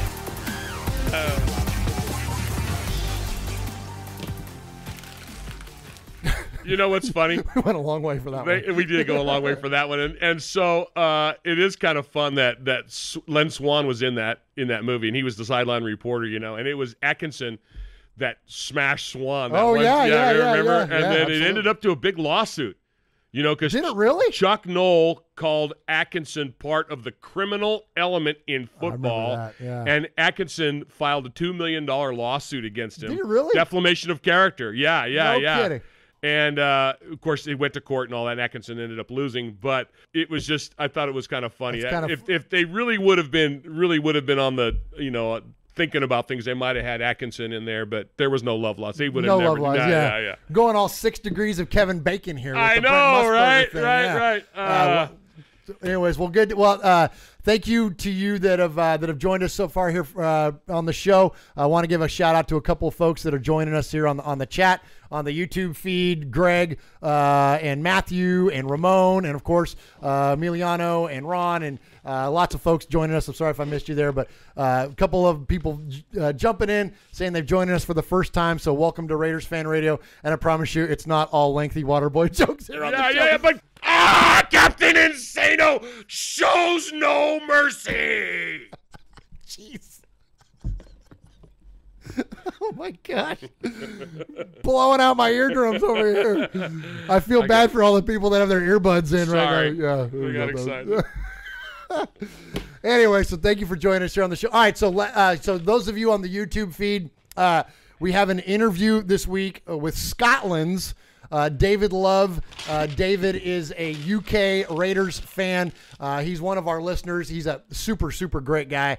And, man, I just wanted to hear the perspective of somebody that roots for the Raiders. And not only you talk about out of market, the guy lives in northern Scotland. There is no more out of market for not only American football, but the Raiders. But how cool is that? It's amazing. That is so awesome. And I don't want to steal any of his thunder, so I'll let you all hear the interview.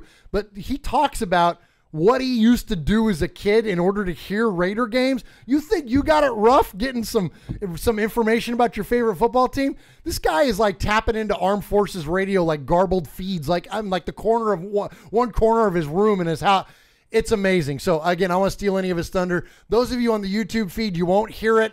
It's a 30-minute interview, so we're not going to play it for you. We'll just kind of take a little bit of a minute break, and then. But those of you on the podcast, here is the interview that we had with David Love from Scotland.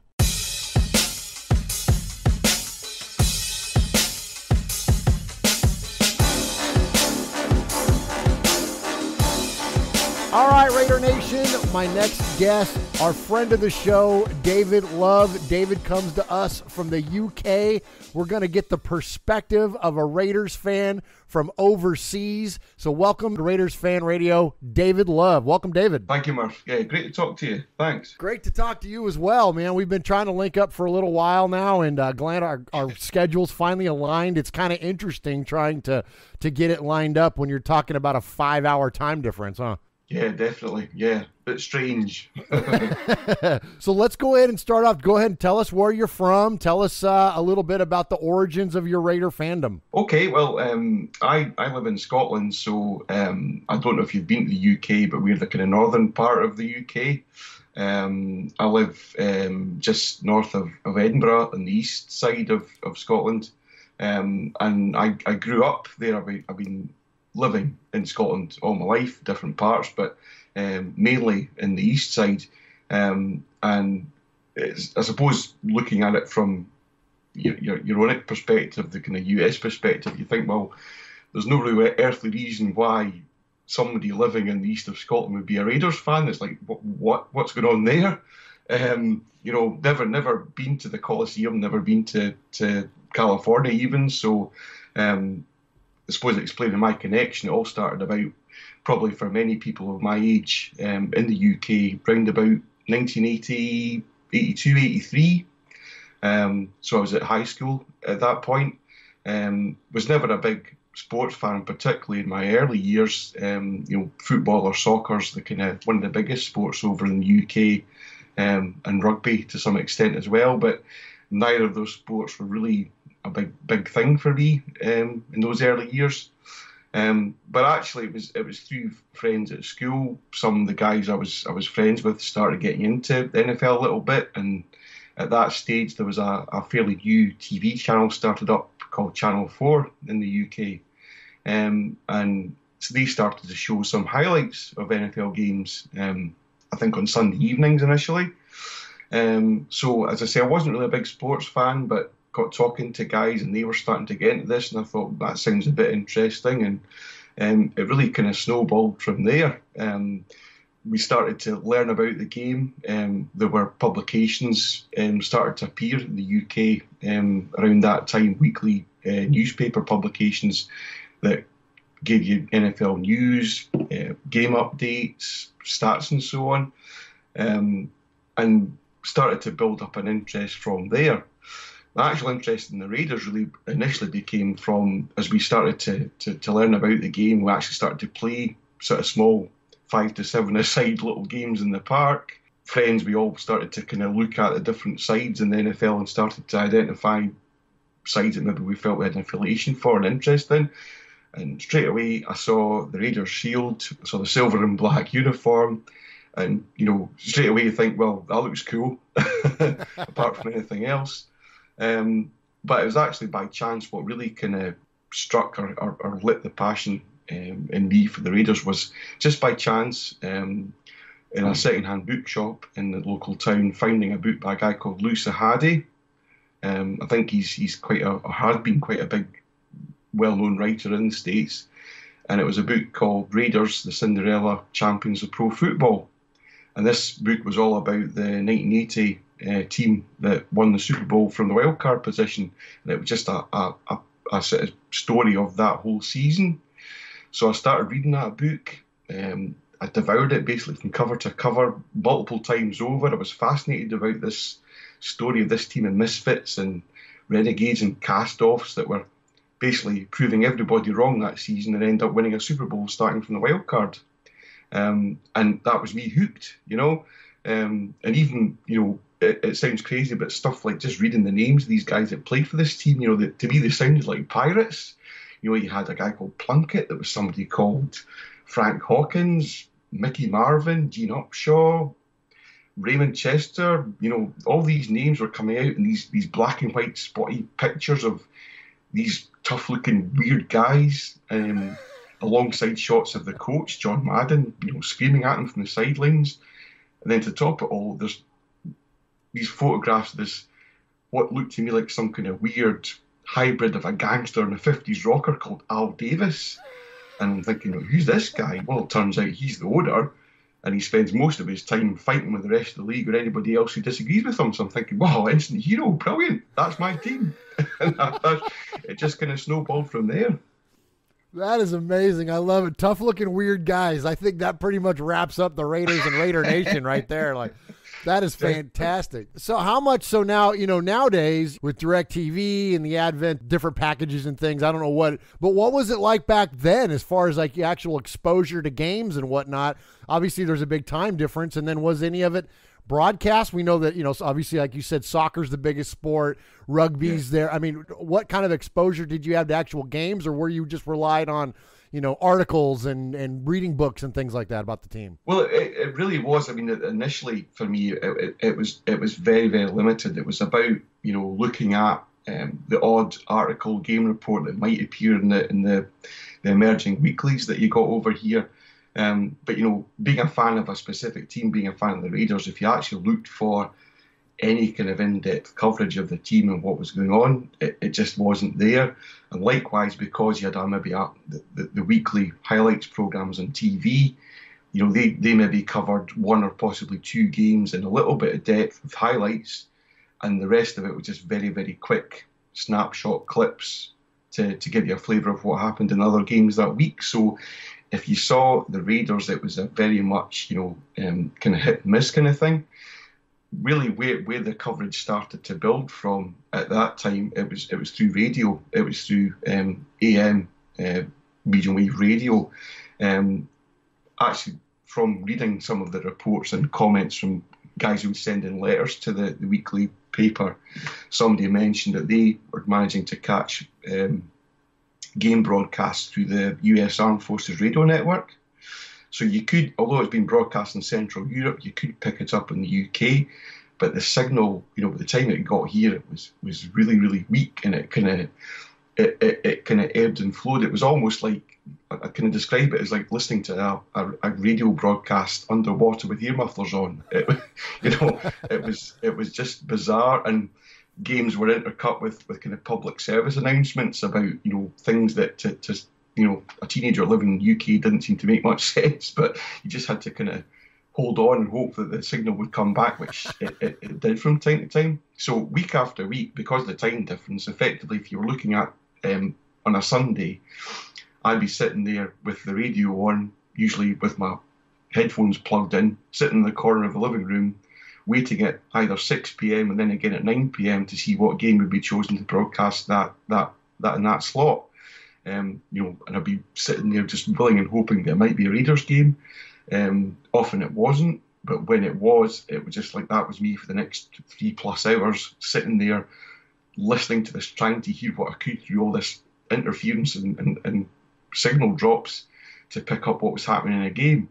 And I suppose in some ways, because it was so hard to access, it was difficult to really hear what was going on a lot of the time. It just intensified your kind of passion for it, because you thought, when I could pick up what was happening in a game, it was like amazing. I was, picturing what was happening in a stadium thousands and thousands of miles away on the other side of of the globe. So it really was a strange experience, but I was absolutely hooked. My family just thought I was crazy that I'd be spending, Sunday after Sunday doing that. And then when I picked up on the fact that there were Monday night games, well, I'd be kind of setting my alarm or just trying to stay semi-awake till 1, 2, 3 a.m. that morning, sneak downstairs, put the radio on, hopefully I'd be able to pick up the Monday night game or the Thursday night game. So it kind of took over my life a bit, to be honest with you. And I actually got to the stage where I kind of thought, well, some of the time, certainly in the early morning broadcasts, I'd be kind of drifting in and out and nodding off to sleep from time to time. So I started recording the games on cassettes. And basically I would spend the next full day re-listening to the game and trying to pick up what was happening during the broadcast. So I think there were a lot of kind of oddballs like me that were, attached to the radios come 6 p.m. or 9 p.m. on a Sunday night, listening to these very, very weak signals coming from Central Europe to broadcast games. It was it's a weird time, but yeah, it's something that stayed with me since then, Gosh, I just got a crazy amount of respect for the dedication to that. I lived on the West Coast. I grew up, just outside of Oakland, California, and then moved to the East Coast. Now I live in the South, but when I moved from the West Coast to the East Coast, I remember talking to a surfer out on the East Coast, and we were talking about the difference between surfing on the West Coast and the East Coast, and I'm like, man, the guys on the West Coast just blow you out of the water. It's not even the same thing. It's not even close to. And he goes, we're the better surfers. We're the more dedicated surfers because we're the ones that have to deal with little waves. He's like, it's easy for you. You just go out there, you go walk out your front door, and there's 8 to 12 foot swells out there. We got to deal with like 4-footers. So telling that story and talking about the East Coast surfers and like their dedication to just that one wave they might get out of a lifetime. It reminds me of that. It's like you're like spending all of this time dedicated to hearing a football game and you don't even know if it's going to be your team. And if it is your team, it's not the best quality. Like you're just like striving to get this connection with the team. That's amazing. So what is it like? So now it's easy though, right? You guys watch games on the internet? Do you watch them in real time? You watch them the next day? Like, what is it like for you now to watch games? Yeah, I mean, it is. It's like night and day, and it's anytime I kind of take stock to think about what the situation is like now for somebody, anywhere in the world, like you say, the live streams, they're very easy to pick up. You can get Twitter updates constantly from games if that's your thing. We can still get radio broadcasts over the internet, and it's like crystal clear, and you can certainly, until recently, I don't know if it's still going to be that same setup, but you could tune into 95.7 The Game and basically hear, you were going to hear the Raiders broadcast, and it would be absolutely crystal clear. It'd be like being there, so that I think for anybody in my kind of vintage, I think, comparing what was then with the old, radio setup to now, it kind of blows your mind a bit.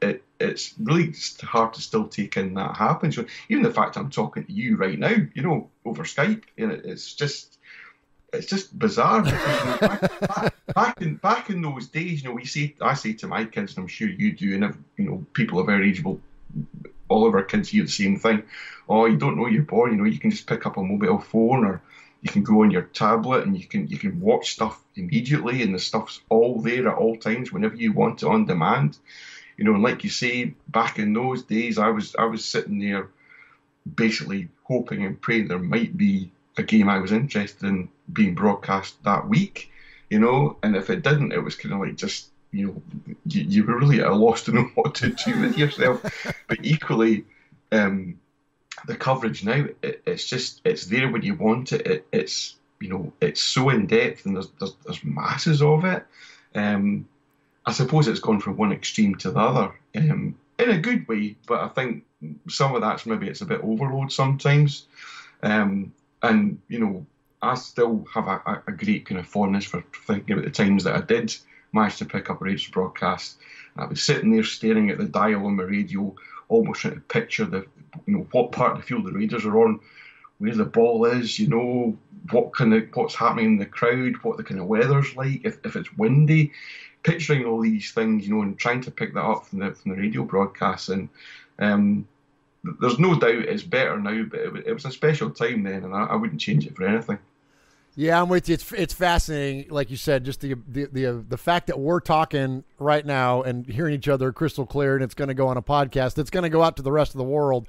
It's fascinating, the technology, and I think that it's hard because with our kids, like, you want them to appreciate the same things, but like you said, the access to everything, it's just there. They don't have to worry about walking into a record store and picking out a band by the way they look on the album cover, and it's a crapshoot whether it's any good or not. You know what I mean? Like, they don't have to walk through Blockbuster and try to pick out a movie. You know what I mean? They just scroll through Netflix endlessly.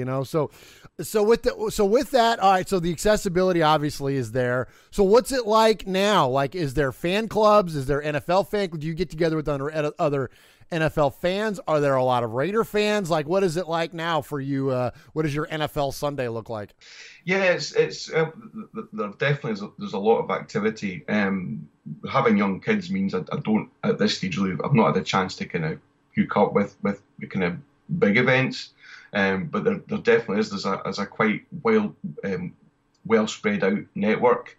There's a Silver and Black UK organisation, which is basically the kind of, I think, the main umbrella, and they're starting to build up a following through, I think, regional or local Raider fan groups as well.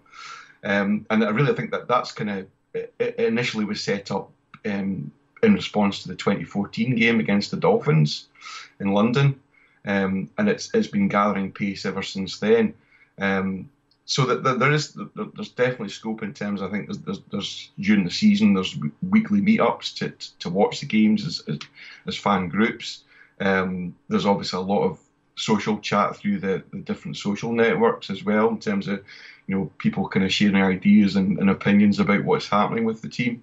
So it's building all the time, and it's certainly compared, I think, to what even was happening back in the kind of mid-80s, where in the UK we did have a series of what was called, I think there were basically NFL games. There were pre-season games that started to be held at Wembley Stadium in London, NFL challenge matches, I think they were called, and they really started from the aftermath of Super Bowl 20 when the Bears were winners there. So that following season, the Bears and the Cowboys came to London and played a pre-season game for fans in the UK. And from there were, I think, a series of pre-season games held each year. And that kind of kicked on to the NFL Europe and NFL World Leagues, where there were UK and European teams playing weekly competitive matches. So when it kicked off from the mid-80s through to, I think, the kind of mid-90s, the NFL was really kind of, the interest was very much snowballing and getting bigger year on year.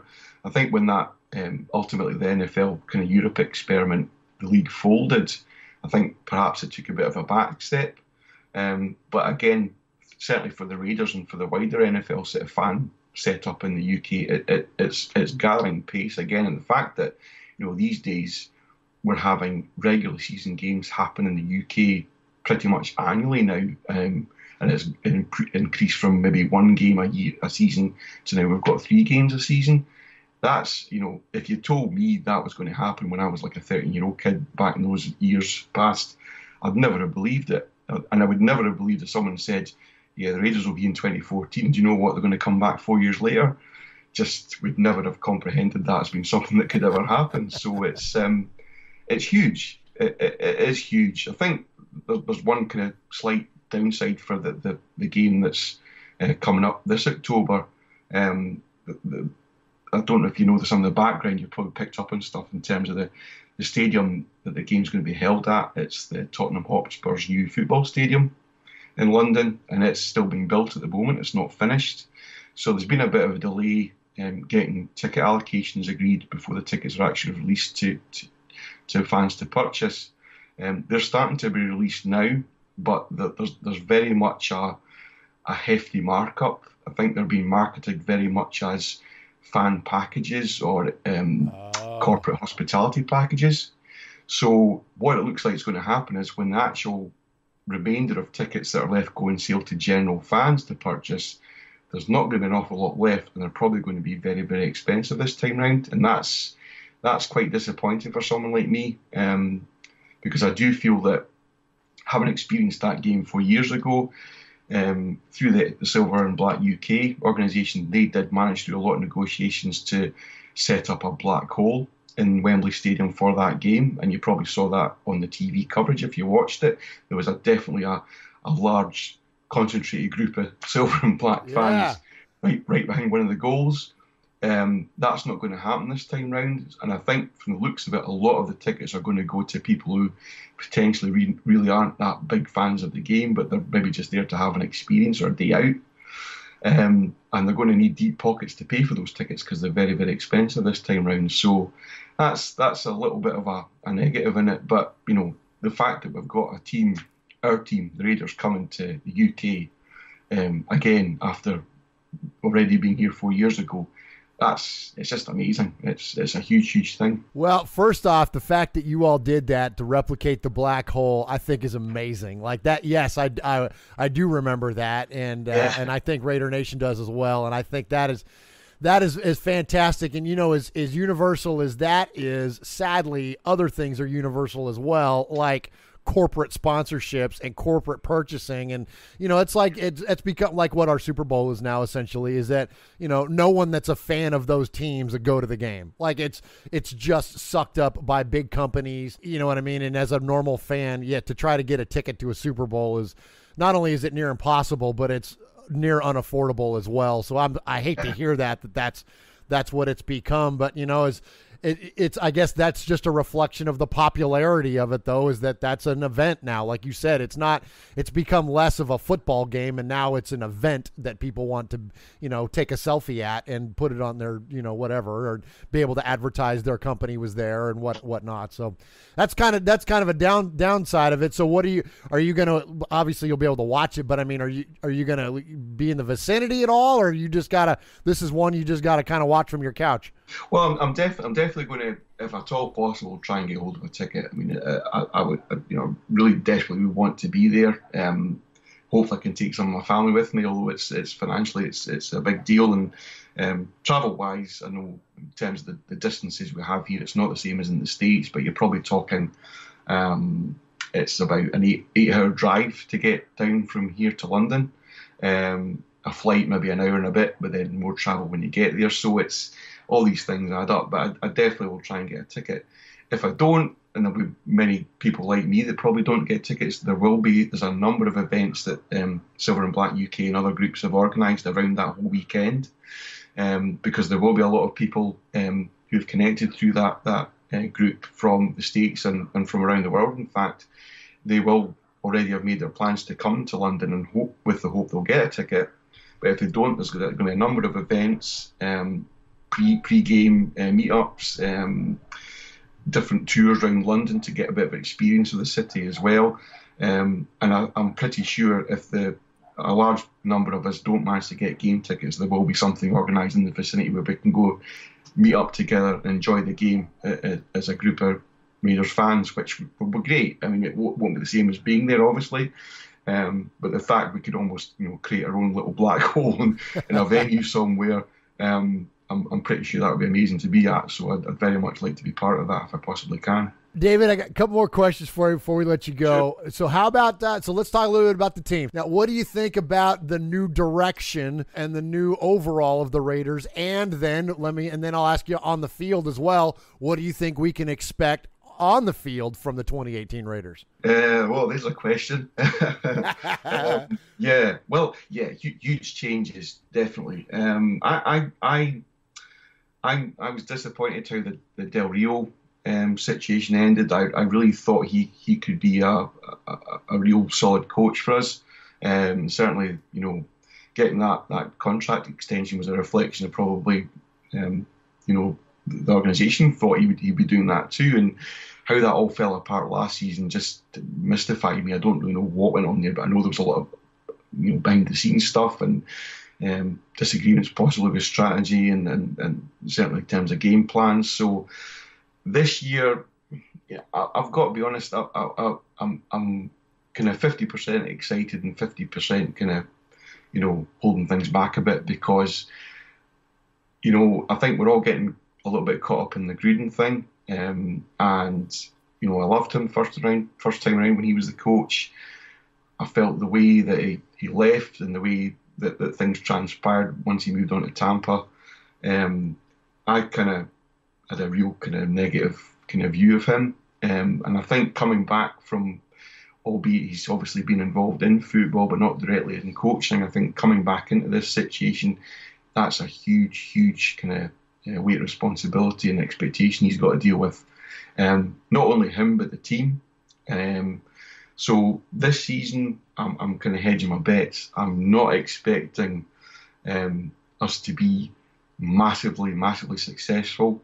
I think if we can end up with a winning season, if we win 10 games, for example, I'd probably be pretty happy with that. And that sounds, it's maybe a little bit negative, but, there's been, you know yourself, having followed the team for so many years, that we've had so many false dawns.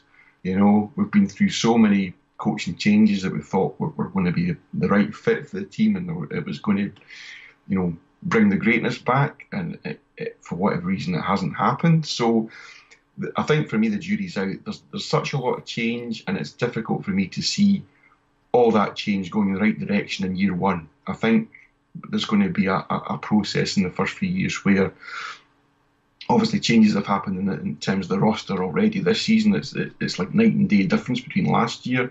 That roster's got to have time to bed in, and I know everybody wants to see us winning straight off. I'm sure Gruden wants to see that, but I think we've maybe got to inject a bit of realism into that, and I think having a solid base to start from would be getting a winning season and looking like we're working, as a team together, that there's not that same element of behind the scenes stuff, that there's not stuff going around, Carr getting injured. Hopefully we can avoid any injuries for him, because I think we're thin on the ground apart from him at quarterback.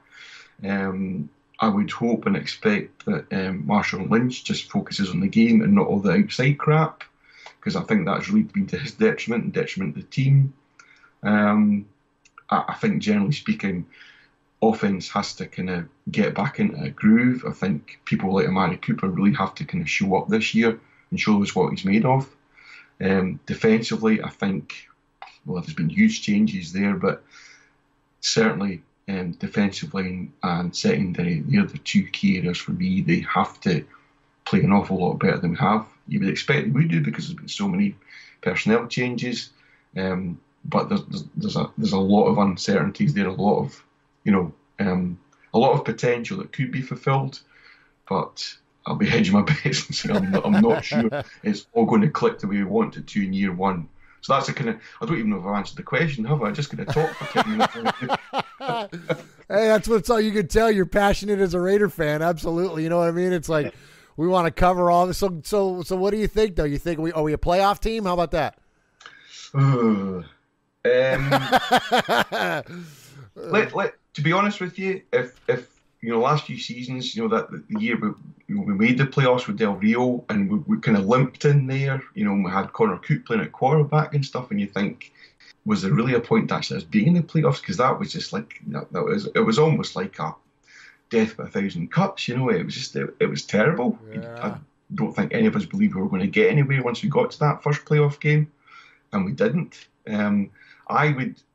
I think if we get to the playoffs this season, it would be great, but I think it might be another one of those things that maybe we reach beyond ourselves and then end up hitting a bump the next season. So I think we could. Yeah, we'll get a winning season, I think, but I'm not sure we're going to get to the playoffs. I think that's maybe a couple of years down the line yet for us, and I'm okay with that. To be honest with you, I'm okay with that because, you know, the bumpy ride we've had over the last 10, 15 years, you know, going in a steady upward trend, I think at this point would be a good start. Yeah, and that's what I'm looking for. I'm with you. Upward consistency is a good thing. You know, we kind of had our flash in the pan with 12-4, but aside from that, it's been a pretty desolate territory being a Raider fan. You know what I mean? It's been a rough road. So I'm with you. If we could just start the trend and keep it going in that direction, that'll definitely be a good thing. So all right, so David, you're our first international guest on Raiders Fan Radio. So first off, thank you so much for joining us today. It's been awesome to talk to you. I feel like I talked to you for another. Welcome. Really enjoyed it. Yeah. Thank you. So, but before we let you go, though, so what's your message to Raider Nation? So the first international message to Raider Nation. No pressure, buddy. No. Well, I think it's, you know, clear from where I'm coming from, the Raider Nation's international. It's worldwide. We reach out the four corners of the globe. If you're my kind of vintage, you've been through some tough times following this team, and you've maybe questioned why you do it sometimes. But I think we're on the right track. I think we're starting a new era. There's huge change coming. We have to hope and pray it's all positive. But from whichever part of the international Raider Nation you come from, I would just say, may the autumn wind always be at your back, and let's see this team rise to the challenge and be the team we all know it can be. That's my message. Oh, that's beautiful. That's awesome, man. Well, David, again, I can't thank you enough for joining us here on Raiders Fan Radio. It's been a blast to talk to you. Good luck getting a ticket to the game. Hopefully we'll see you. We'll be watching for you. You have to send us a message. Let us know if you go, and we'll keep an eye out for you, because there might only be just a handful of people there. I'm sure we could pick you out of the crowd.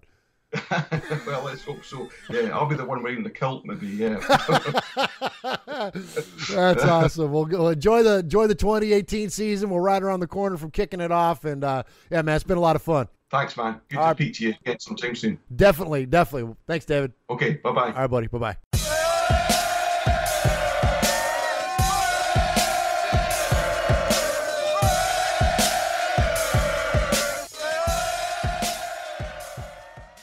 All right, Uncle Mosh, there's our interview with David Love. So, again, the guy is such a dedicated fan. The things that he had to do in order to get the Raiders as a kid, you know, he's scrapping for any kind of article or any story written. What I thought was really neat was the way that, he described being in the corner of a room and listening for an Armed Forces radio feed and not even knowing if he was going to get a Raider game. Until the last second. He was like, if he did get the Raider game, it was, you know, obviously he was tickled, but if he didn't get it, he was still gonna listen to the broadcast. So, you know, the Raiders are playing over there this year. They're playing in London. He's going to try to get a ticket to the game. Again, just the dedication of him as a fan. Man, I hope he sends us some pics. That would be great to put up on our website, some pics of him at the Raiders. Absolutely. Well, and actually, he just bought one of your shirts. So what would be really cool if we got a picture of David, if he's able to get tickets to the game, if he's not, even just him somewhere overseas representing Raiders Fan Radio, wearing one of the Raiders Fan Radio in a kilt. Yeah, that would be amazing. That would be so cool. So David, definitely send us pictures of wearing your Raiders Fan Radio T-shirt. Thank you for representing Raider Nation so proudly over there in the UK. And no pressure on you, but going forward, you're representing your entire country and the entire region because you're the Raider fan that we know over there. So from now on, you are Scotland's David Love. Yeah, I love it. All right, Uncle Mosh. Well, that is, gosh, marathon show. Of course, we, first time back after being out for a while. We're gonna skip the return to excellence this week. We'll get it up for you later on. I'll put them up on our. I know I'm kind of slacking on our YouTube channel with posting those up there, but I'll get the one for this week, which is when the Raiders took on the Jets. But we're just kind of running out of time here, so we'll go ahead and post that up there for you. So that's gonna do it for us for this week. It's gonna do it for episode number 88. Thank you so much to those of you that have watched us live in the chat. Thanks to those of you that have downloaded our show. Please subscribe. subscribe and support Raiders Fan Radio in that way. Subscribe to us on iTunes, Stitcher, Podcast Addict, Google Play, anywhere you can find a podcast. Hit that thumbs up button, hit that subscribe button, give us a review if you feel so inclined. We like the good ones, but we'll take any reviews of the show, of course. Find us on Twitter at Raiders Fan Radio. You can find me on Twitter at _Murph. You can find Uncle Mosh on Twitter. Don't ask me what my address is. Ask Murph. It's Uncle _ Mosh. You can find him there. Oh, yeah. And we both have Facebooks and we have Instagram. We got all that good stuff. You could Google Raiders Fan Radio and find us pretty much anywhere. Here's one last little announcement I'll leave it with.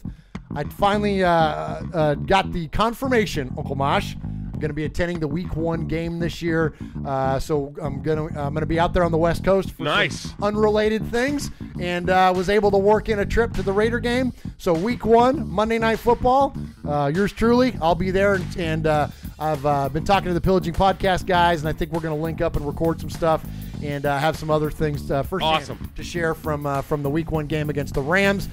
So definitely looking forward to that, and not only representing Raider Nation, but representing us, representing Raiders Fan Radio. That's so cool. There. And so any of you that are going to be out there at the game Week 1, definitely hit me up, and we'll link up there. Like I said, we're going to do some recording. And you'll let them know where you're going to be and all that as we get closer. And I'll have the mobile, they're going to make it sound fancy. We're going to have the mobile recording studio set up, which consists of my iPad and 2 microphones. But it actually does a pretty good job. We did it last year, Week 1 at the Tennessee Titans, here in Nashville at the Tennessee Titans when the Raiders played the Titans, and it worked well. We had a blast, So too. That's how we're going to broadcast live once again, is we're going to use the mobile recording studio. So definitely hit me up, and let's link up while we're out there for the game. So thank you again to those of you that have joined us here for the show. Uncle Mosh, you got anything for us before we stick a fork in this one? Other than Captain Insano shows no mercy, I'm good to go.